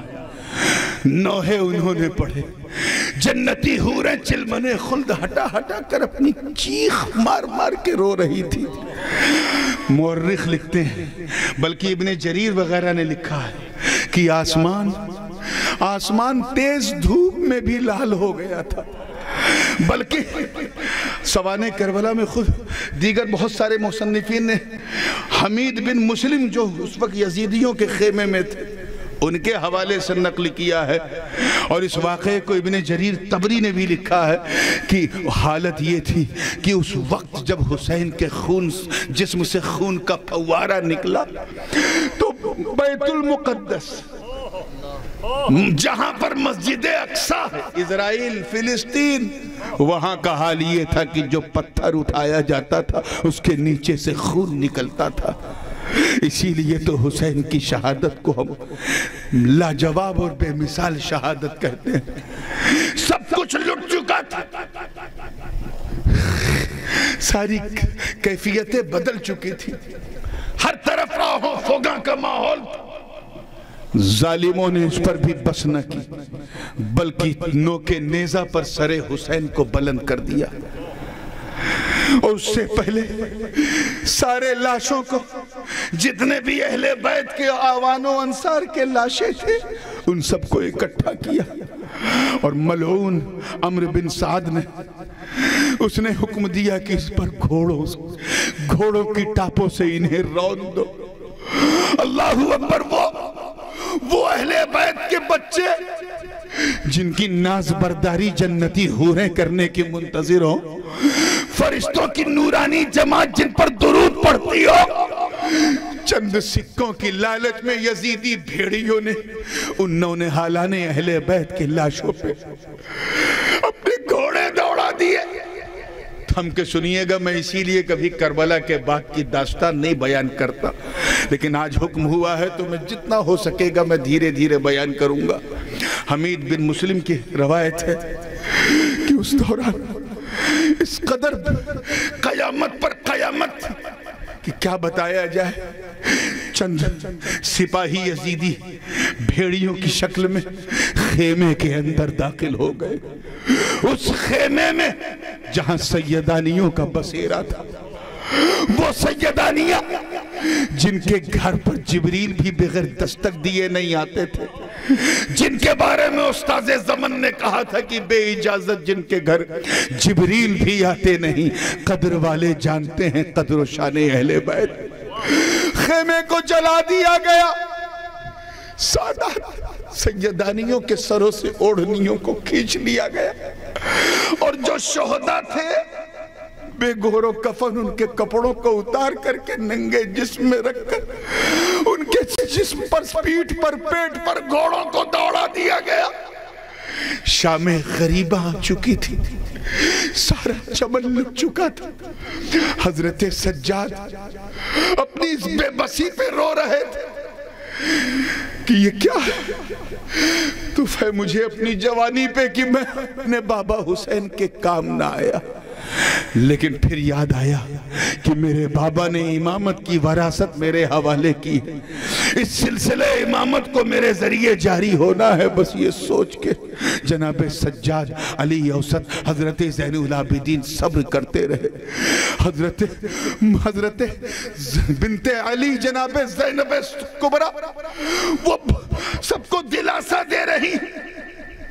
اسی درمیان حر کی بیوی وہ خیمے سے باہر سے دوڑتی ہوئی آئی اور ایک کشکول میں پانی لے کے آئی اور جناب زینب کو پیش کیا اور کہا ہے اے بنت بطول، اے آل رسول، اے مصطفیٰ کی آنکھوں کی ٹھنڈک کی ٹھنڈک، اے علی کی بیٹی، اے حسنین کی بہن، اے جنتی خواتین کی جن کی ناز برداری کریں، اے زینب کبریٰ، یہ میں پانی لائی ہوں، ٹھنڈا پانی لائی ہوں.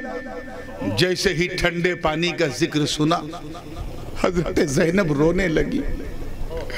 اے پانی تو اس وقت کہاں تھا جب میرا بھیا پانی کے لیے تڑپ رہا تھا؟ اے پانی تو اس وقت کہاں تھا جب میرا بھتیجا علی اصغر پانی کے لیے اپنی جان کو جان آفری کے حوالے کر رہا تھا؟ اے پانی تو اس وقت کہاں تھا جب میری سکینہ بازوے عباس کو جھجوڑ کے اے با وفا چچا عباس اللہ تش پانی لے آؤ؟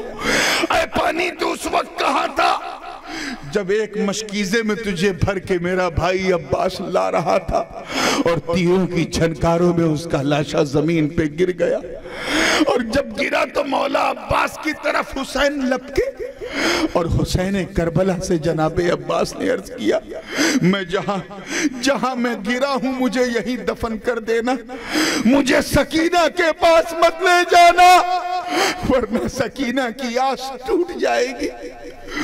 وہ عباس با وفا جب اپنی آخری سانس لے رہا تھا، اے پانی تو اس وقت کہا تھا مجھے نہیں پینا. اتنا کہنا تھا کہ وہ حضرت حر کی بیوی رونے لگی، کہا سیدہ مجھے گنہگار نہ بناؤ، ان کو جو چاہیے تھا وہ انہیں مل گیا، یہ سر حسین کاٹ چکے ہیں، اب تو آپ پانی پی لو کیونکہ آپ ہی اب سب سے بڑی ہو. آپ کو حوصلہ ملے گا تو اس حوصلے سے عابد بیمار کو شفا مل جائے گی، اسی حوصلے سے سکینہ سکون مل جائے گا. جناب زینب نے کہا پانی لائی ہو تو سنو، میں اس رسول اللہ کی نواسی ہوں جس رسول اللہ نے ہمیں سنتوں کی تعلیم دی ہے. میں کوئی کام سنت کے خلاف نہیں کر سکتی. میرے نانا جان کی سنت کہ جب کچھ کھانے پینے کے لیے پیش کیا جائے تو پہلے چھوٹوں کو پلاؤ، چھوٹوں کو کھلاؤ، پھر بڑوں کو کھلاؤ پلاؤ. اس لیے سب سے پہلے میں اپنے چھوٹوں کو پلاؤں گی. کوئی چھوٹا بچہ نہ تھا سوائے سکینہ کے، سب سے چھوٹی سکینہ تھی، 6-7 سال یا 8 سال. حضرت سکینہ کو پانی کا مشکیزہ جب پیش کیا تو جناب سکینہ کہنے لگی پھوپھی جان آپ نہیں پی رہی؟ کہا بیٹا یہ میرے نانا جان کی سنت ہے، میرے آقا کی سنت ہے. وہ پہلے چھوٹوں کو پلاتے کھلاتے ہیں پھر بڑے. میرے خیمے میں سب سے چھوٹی تو ہے اس لیے میں تجھے پلا رہی ہوں. جناب سکینہ نے پانی کا وہ مشکیزہ ہاتھ میں لیا اور خیمے کے باہر نکل گئی. حضرت زینب کہنے لگی سکینہ کہاں جا رہی ہو؟ تمہیں پانی دیا ہے تم ادھر کہاں جا رہی ہو؟ وہاں تو لاشوں کے انبار ہیں, وہاں تو جنازے پڑے ہیں, انہیں گھوڑوں کی ٹاپوں سے روندا جا چکا ہے.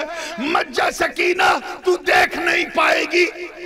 حضرت سکینہ نے کہا میں جا نہیں رہی ہوں, میں اپنے بابا کی سنت ادا کرنے جا رہی ہوں. آپ اپنے نانا جان کی سنت پہ عمل کریں تو کیا میں اپنے نانا جان کی سنت پہ عمل نہ کروں؟ آپ اپنے خیمے کے جب سب سے چھوٹے کو پانی دے رہی ہیں تو سنیے, میں سب سے چھوٹی نہیں ہوں بلکہ مجھ سے چھوٹا میرا علی اصغر ہے. میں اسے دیکھ کر پہلے اسے پلا دوں پھر خود پیوں گی. اس کیفیت کو دیکھ کر جناب زینب کے پیروں سے زمین ہل چکی تھی. ایسا لگ رہا تھا جیسے قیامت پر قیامت آ چکی ہے. تفصیل میں جانے کا موقع بالکل نہیں ہے, مختصر یہ ہے کہ پھر ابن سعد نے چند سپاہیوں کو اندر بھیج کر سیدانیوں کو ہاتھوں میں کڑیا, پاؤں میں بیڑیاں باندھی, اور وہ سجاد وہ عابد بیمار جو کئی دنوں سے بیمار تھے, 5 دن سے پیاسے تھے. 3 دن تو کربلا کی جنگ اور 2 دن وہاں شام غریبہ کے جو گزرے. وہ عابد بیمار جن کا اٹھنا بیٹھنا چلنا پھرنا دوبھر تھا, مشکل تھا, انہیں گلے سے لے کر کے پاؤں تک زنجیروں سے جکڑ دیا گیا اور اونٹ کی ننگی پیٹھ پر انہیں بٹھا دیا گیا, اور مولا حسین کے سر کو نوکے نیزہ پر اٹھا لیا گیا. سارے شہدائے کربلا کے سروں کو نوکے نیزہ پر بلند. معلوم ہے جب یہ سر دمشق پہنچا تو راوی بیان کرتے ہیں جناب زید بن ارقم کہ میں نے خود دیکھا کہ اس نس پہ سب سے زیادہ زخم لگا تھا جس نس سے کھانا پینا اترتا ہے. یعنی وہ نس, اس نس میں نیزہ چبھا تھا جس نس سے کبھی جناب زہرا کا دودھ اترا کرتا تھا. وہ نس جس سے حضور کے چبائے ہوئے لقمے کبھی اترا کرتے تھے. نو کے نیزہ پہ اس نس کو, اس سر کو بلند کر دیا گیا اور ڈھول تاشے نگاڑے بجا بجا کر یزیدیوں نے جشن منایا. آج بھی کچھ لوگ اپنے بھولے پن کا شکار ہو کر حسین کے ماننے والے بھی یزیدیوں کی نقل کرنے لگتے ہیں. بہرکیف ڈھول تاشے نگاڑے بجا بجا کر کوفہ کی گلیوں میں جلوس نکالنے لگے, سر حسین کو نوکے نیزہ پہ بلند کر کے. یزیدی کتے یہ کہہ رہے تھے کہ ہم جیت گئے, ہم جیت گئے, مگر نوکے نیزہ پر سر حسین بلند ہو کے اپنے نانا جان کی امت کو مخاطب کر کے تلاوت کلام کر رہا اور کہہ رہا ہے میرے نانا جان کی امت دیکھ, گواہ ہو جا, میری طاقت کو دیکھ, میری شکتی کو دیکھ, میرا پاور کو دیکھ. ارے دشمنوں کے دماغ پر میرا کتنا کنٹرول ہے, ذرا دیکھ تو صحیح کہ میرا سر جسم سے الگ ہے مگر دشمنوں کے سروں کے اوپر ہے. سر شہیدان محبت کا ہے نیزوں پر بلند, اور اونچی کی خدا نے عز و شان اہل بیت. اونٹ کی ننگی پیٹھ جو بالکل کسی قسم نہ اس میں کجاوا تھا, نہ زین تھی, نہ کوئی چادر تھی, کچھ نہیں تھی, اس پر سیدانیوں کو بیٹھا دیا. جناب زین العابدین زنجیر میں جکڑے ہوئے اس پر بیٹھ گئے اور سلسلہ شام غریبہ آ چکی تھی, سب کچھ لٹ چکا تھا. کوفہ کی کربلا سے کوفہ کی طرف, دارالعمارت کی طرف مظلوموں کا جلوس نکلا. کوفہ والے اپنے شہر سے باہر نکل کر سینہ پیٹ رہے تھے. اس منظر کو دیکھ کر علی کی بیٹی کو جلال آ گیا اور کہا ظالموں، یزید ابن معاویہ نے ہمیں نہیں قتل کیا ہے، ابن مرجانہ نے ہمیں نہیں قتل کیا ہے، ابن سعد نے ہمیں نہیں قتل کیا ہے، ابن اشعث نے یا حرملہ کے تیروں نے نہیں، ہم غریبان وطن کے قاتل تم ہو۔ تم نے ہمارے بھائی مسلم بن عقیل کو بلا کر انہیں دھوکہ دیا، میرے بھیا حسین کو خط لکھ لکھ کر تم نے دھوکہ دیا، اور جب ہم پر مصیبت آئی تو تم سب نے اپنے دروازوں کو بند کر لیا۔ آج چیخنے سے چلانے سے کوئی کام نہیں چلے گا۔ میں علی کی بیٹی، فاطمہ بنت رسول کی بیٹی، رسول اللہ کی نواسی، حسن حسین کی بہن زینب کبریٰ، تم سب کو بد دعا دیتی ہوں کہ صبح قیامت تک تم اسی طرح کالا کپڑا پہن کر سینہ پیٹتے رہو گے، چیختے رہو گے، چلاتے رہو گے، اور یہی کہو گے کہ حسین ہم نہ تھے، حسین ہم نہ تھے۔ آج بھی دیکھو تو جب محرم آتا ہے تو انہیں اپنے کی ہاتھوں سے، بابا دادا کے ہاتھوں سے کیے ہوئے ظلموں کا پچھتاوا ہوتا ہے۔ اسی لیے انہوں نے ایک توابین کی جماعت بنائی، جس جماعت سے شیعت نے جنم لیا اور علی کا شیعہ کہنے لگے۔ یہ زینب کبریٰ کی زبان سے نکلی ہوئی مظلوم آہیں تھی۔ آج دیکھ لو، سب سے زیادہ وہی چیختے ہیں جن کے بابا دادا کے خون، حسین اور حسینیوں کے خون، ہاتھ خون، جن کے بابا دادا کے ہاتھ حسینیوں کے خون سے رنگے ہوئے ہیں۔ جلوس آگے بڑھتا رہا، وہ چیختے چلاتے رہے، اتنے میں بیمار سجاد کو بھی جلال آ گیا۔ اپنی نحیف اور بیمار آواز میں انہوں نے فصیح و بلیغ خطبہ اسی ننگے اونٹ کی پیٹھ پر بیٹھ کر کے دیا اور کہا ظالموں، ارے تف ہے تم سب پر، تم نبی کا کلمہ پڑھتے ہو، نماز میں جس آل مصطفیٰ پر تم درود بھیجتے ہو میں اسی کا چراغ ہوں، تم کیسے بھول گئے، کیسے بھول گئے، کیسے تم بھول گئے کہ تمہاری ڈیوٹی کیا ہے؟ ارے جس جنت میں جانے کے لیے تم لوگ اسلام کا لباس پہنے ہو، اسی جنت کے شہنشاہ کا نام حسین ہے، تم کیسے بھول گئے؟ آج تم افسوس کر رہے ہو۔ میری پھوپھی صحیح کہتی ہیں، اب قیامت تک تمہاری نسلیں اسی افسوس میں ماتم کرتی رہیں گی۔ وہ جلالی انداز تھا، جلوس چل پڑا، ڈھول تاشے نگاڑے بج رہے تھے، سارے کے سارے یزیدی بھیڑیے حسینی شیروں کو اپنے نرغے میں لیے ہوئے آگے بڑھ رہے تھے۔ کوفہ کے قریب جب پہنچے تو ایک کلیسا سے گزرے، ایک گرجا گھر سے گزرے، اس گرجا گھر کا پادری باہر آیا تو اس نے دیکھا، دیکھتے ہی مبہوت ہو گیا۔ سب سے آگے امام حسین کا سر نوکے نیزہ پر بلند ہے۔ اس عیسائی پادری نے جب یہ منظر دیکھا تو کسی سے پوچھا، یہ کون ہے اور یہ کیسا جلوس ہے، کیسا جشن ہے؟ تو کسی یزیدی نے جواب دیا، یہ ہمارے نبی رسول اللہ صلی اللہ علیہ وسلم کے نواسے کا سر ہے، انہوں نے حکومت اسلامیہ کے خلاف بغاوت کی تھی، اس لیے حاکم اسلام نے ان کے سر کو قلم کر دیا۔ اتنا سننا تھا، اس نے کہا تف ہے تم سب پر، کیسے مسلمان ہو؟ میں حضرت داؤد علیہ السلام کی 70ویں پشت ہوں،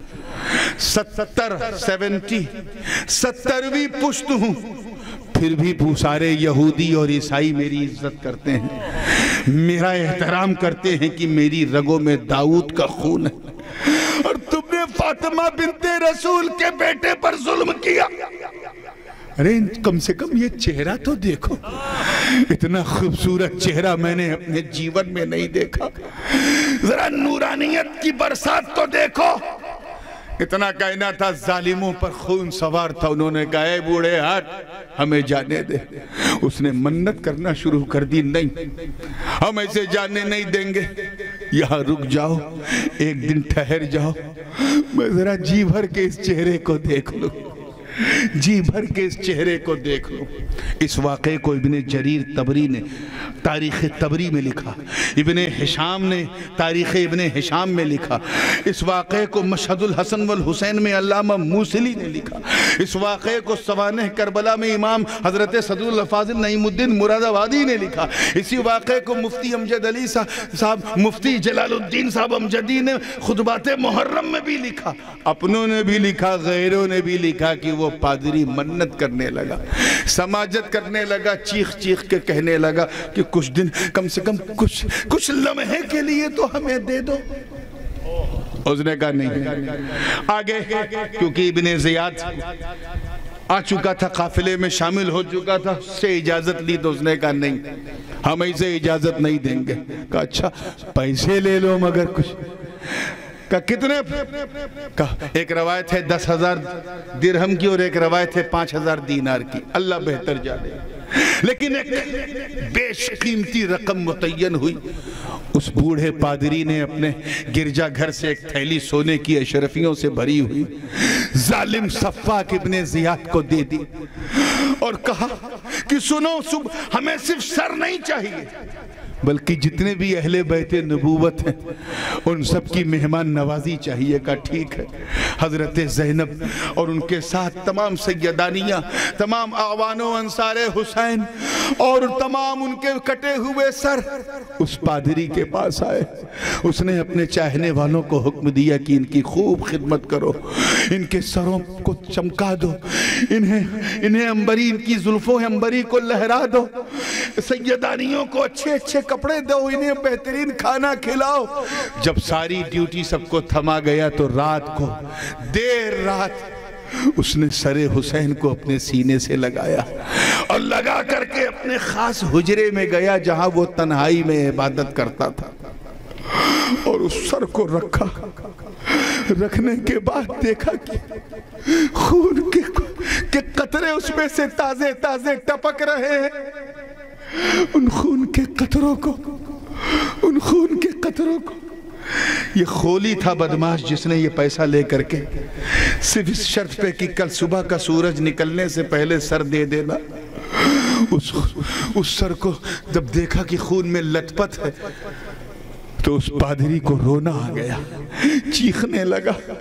اس نے پانی منگوایا، اس میں کافور ڈالا، مشک و عنبر ڈالا، خوشبو ڈالا، کافور کے پتوں کو ڈالا اور اس کپڑے سے بھگو کے سر حسین سے لے کر پورے چہرے حسین کو صاف کرتا رہا، چمکاتا رہا، خون کے قطرے جہاں جہاں لگے تھے انہیں صاف کیا۔ اس کے بعد بالوں میں کنگھی کیا، بالوں کو زلفوں کو لہرا کر کے جب سر حسین اپنی پوری آب تاب کے ساتھ جب ان کا چہرہ چمک رہا تھا تو 1-2 فٹ کے فاصلے پر بیٹھ کر ان کے چہرے کی تلاوت کرنے لگا، زیارت کرنے لگا۔ رات بھر وہ سر حسین کو دیکھتا رہا، نہارتا رہا اور ان ابن زیادیوں کی قسمت پہ تف تف کرنے لگا۔ اور جیسے ہی صبح ہوئی اس نے عجیب و غریب منظر دیکھا۔ ابھی صبح کاذب ہے، خود اس پادری کا بیان ہے کہ میں نے ایک نور دیکھا جو سر حسین سے چل کر پر آ رہا، آسمان سے میرے چھت کی دیواروں کو چیرتا ہوا سر حسین اور آنکھوں میں حسین کے سما رہا ہے۔ اس نور کی تلمت ایسی تھی کہ مجھے وہ دیکھ کر ایک وجدانی کیفیت طاری ہو گئی، غشی آ گئی اور میں اسی حالت میں سو گیا۔ اور جب سویا تو میں نے حسین کے نانا جان کو خواب میں دیکھا، رسول اللہ صلی اللہ علیہ وسلم کو دیکھا۔ وہ مسکرا کے کہہ رہے تھے، اے پادری تجھے ایمان مبارک ہو، تجھے اسلام مبارک ہو، تو نے میرے بچے حسین کی اتنی عزت کی ہے، تو نے اتنا پیار دیا ہے، میری زینب کو تو نے کھلایا، میری سکینہ کو کھلایا، میرے لٹے پٹے کنبے کو تو نے کھلایا پلایا۔ اے پادری تجھے ایمان کی دولت سے میں نواز رہا ہوں، پڑھ دے، کہہ دے اشہد ان لا الہ الا اللہ واشہد ان محمد عبدہ ورسولہ۔ اس نے کلمہ اسلام پڑھا، صبح اس کا مزاج بدل چکا تھا. جب دیکھا باہر نکلا تو اپنے گرجا گھر کے بائیں دیوار پہ، جو دابی سائیڈ میں دیوار تھی، اس پہ ایک لکھا ہوا شعر ملا. اس شعر کو اس نے پہلے دیکھا تھا، لیکن جب ابن زیاد کے قافلے والوں نے وہ شعر دیکھا تو ہل گئے. اس پہ لکھا تھا اترجو امت قتل الحسین شفاعت جدہ یوم الحساب. شاعر کہتا ہے کہ کیا تم اے امت مسلمہ کیا تم حسین کو قتل کر کے حسین کے دانہ سے میدان قیامت میں شفاعت کے امیدوار ہو؟ تمہارے ہاتھ حسین کے خون سے آلودہ ہیں اور پھر بھی تم حسین کے نانا کی شفاعت کی امید رکھتے ہو. یہ شعر پڑھتے ہوئے ابن زیاد کے جتنے سپاہی تھے چیخ پڑے اور کہا ہے یہ کیا بدتمیزی ہے، اے پادری تو نے یہ کیوں لکھا؟ اتنا کہنا تھا تب تک وہ پادری جس کا دل بدل چکا تھا، دماغ بدل چکا تھا، نور ایمان مل چکا تھا، وحدت کی تنویر کی رمجم میں وہ نہا رہا تھا، اس نے فرط عقیدت میں کہا سن، تو نے آج دیکھا ہے، میں نے سنا ہے کہ پچھلے 500 برسوں سے یہ شعر اسی دیوار پہ لکھا ہوا. قافلہ وہاں سے چلا، بے آب و گیا، لٹتا پٹتا، مہینوں کی مسافت طے کرتے کرتے جب دمشق کے دروازے پہ پہنچا، مالک اشتر بھی باہر آئے. ان کو دیکھ کر کے جناب سکینہ اور حضرت زینب نے کہا کہ جا کے ان یزیدیوں سے کہو کہ سر حسین کو تھوڑا ہم سے آگے لے جائے. بابا کے سر کو دیکھتی ہوں تو رونا آتا ہے، چیخنا آتا ہے. ہم نے بہت صبر کیا. پورا دمشق چراغا تھا، سجایا گیا تھا، یزید کا تخت سجا ہوا تھا. سر حسین کو 400 دینار کے عوض تھوڑا سا آگے کروا دیا اور اس کے بعد جلوس اندر داخل ہوا. لٹا پٹا کنبا دمشق کے قصر میں محل میں پہنچا. زید العابدین ہاتھوں میں بیڑیاں، پیروں میں بیڑیاں، ہاتھوں میں ہتھکڑیاں، سر تابہ قدم زنجیروں میں جکڑے ہیں. حضرت زینب کے سر سے اوڑھنی کھینچ لی گئی تھی. مگر اے زینب تیری پردہ داری کو سلام، تیری وفاداری کو سلام، تیری عزت مابی کو سلام.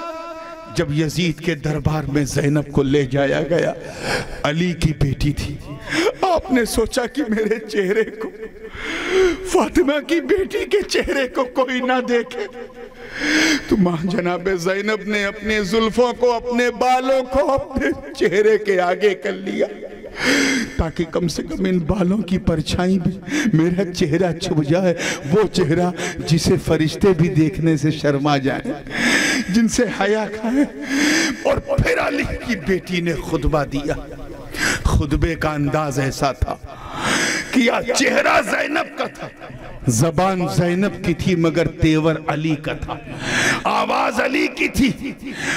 کیونکہ جناب زینب جانتی کہ عورت کا صرف چہرہ ہی پردہ نہیں، اس کی آواز بھی پردہ ہے. جناب زینب اپنے بابا علی کی بولی میں بولی تو قصر یزید میں حیدر کی انداز میں زینب نے کسی حال میں پردہ نہیں چھوڑا. اے پردہ دار زینب، آپ نے خطبہ دیا تو ایک شخص بول اٹھا، ارے یہ علی کہاں سے آ گئے؟ تب تک بولنے والے نے بولا یہ علی نہیں، یہ علی کی بیٹی زینب خطاب کر رہی ہے.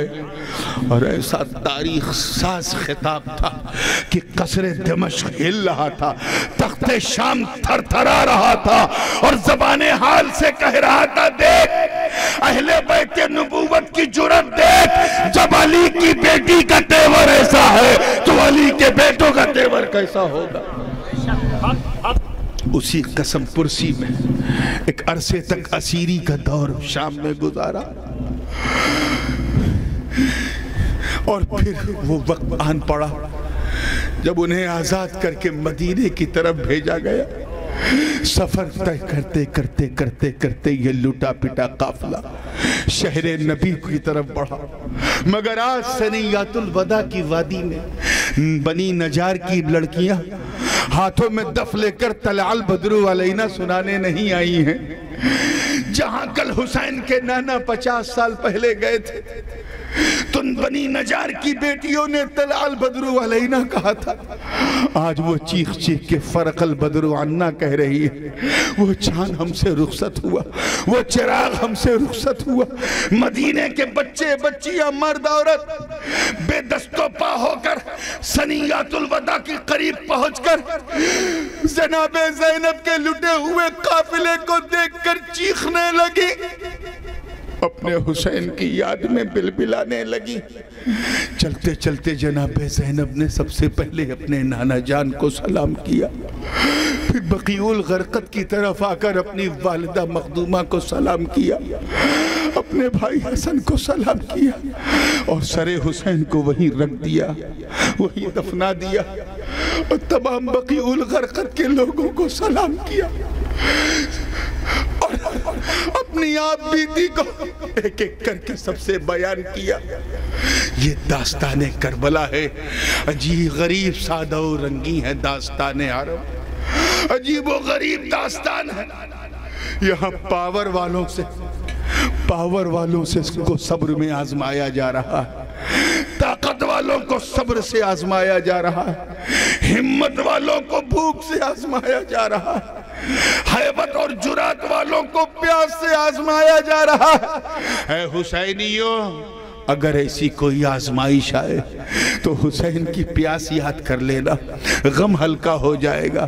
اگر مال کم ہو تو حسین کی بے بسی یاد کر لینا، غم ہلکا ہو جائے گا۔ اگر گھر میں جانے ایک کے بعد نکلنے لگے تو حسین کی بے کلی یاد کر لینا، غم ہلکا ہو جائے گا۔ اگر تمہیں خوف لاحق ہو تو حسین کا خوف یاد کر لینا، غم ہلکا ہو جائے گا۔ اگر سچے حسینی تو حسین کے صبر و استقامت کے دامن کو تھام کر چلو، تاکہ تیرے چلنے کو دیکھ کر لوگوں کو صبر کی تلقین مل جائے، لوگوں کو ہمت مل جائے، لوگوں کو استقامت مل جائے، اور زبان حال سے لوگ کہنے لگے، اے حسین، جس نے آپ کے سر کو قتل کر دیا، کاٹ دیا، اس کی نسلیں تو مٹ گئیں، مگر حسین آپ کٹوا کے بھی اتنا پھیلے کہ گھر گھر میں حسین، ہر نگر میں حسین، ہر دل میں حسین، ہر جا میں حسین، ہر شہر میں حسین، ہر ڈگر میں حسین، امریکہ سے لے کے آسٹریلیا تک، یورپ سے لے کے افریقہ کے جنگلوں تک، ارے صرف مریدوں کے نعرے میں نہیں، بلکہ سچی بات یہ ہے کہ بستی بستی میں حسین، قریہ قریہ میں حسین۔ بے شک حق حق، نعرہ تکبیر، نعرہ رسالت، فیضان تاجدار کربلا۔ یہ وہی لوگ ہیں جن کے لیے کہا اولئک علیہم صلوات من ربہم ورحمہ، اور انہی پر اللہ کی رحمت ہے اور یہی ہدایت یافتہ ہے۔ تو آج کے اس کٹھن دور، اس وبائی سرکمسٹانسز پر افسوس نہ کرو، بلکہ عبرت لو۔ ہم سے وہ کون سی خطا ہو گئی، کون سی غلطی ہو گئی کہ ہمیں آزمایا گیا۔ اب جب آزمایا گیا ہے تو حسین کا صبر مل جائے، تاکہ اسی حسینی دل کی دھڑکن پہ ہاتھ رکھ کر ہم باقی زندگی خوشگوار ماحول میں گزاریں۔ اگر خاموش رہوں میں تو تو ہی سب کچھ ہے، جو کچھ کہا تو تیرا حسن ہو گیا محدود۔ وآخر دعوانا ان الحمدللہ رب العالمین۔ السلام علیکم۔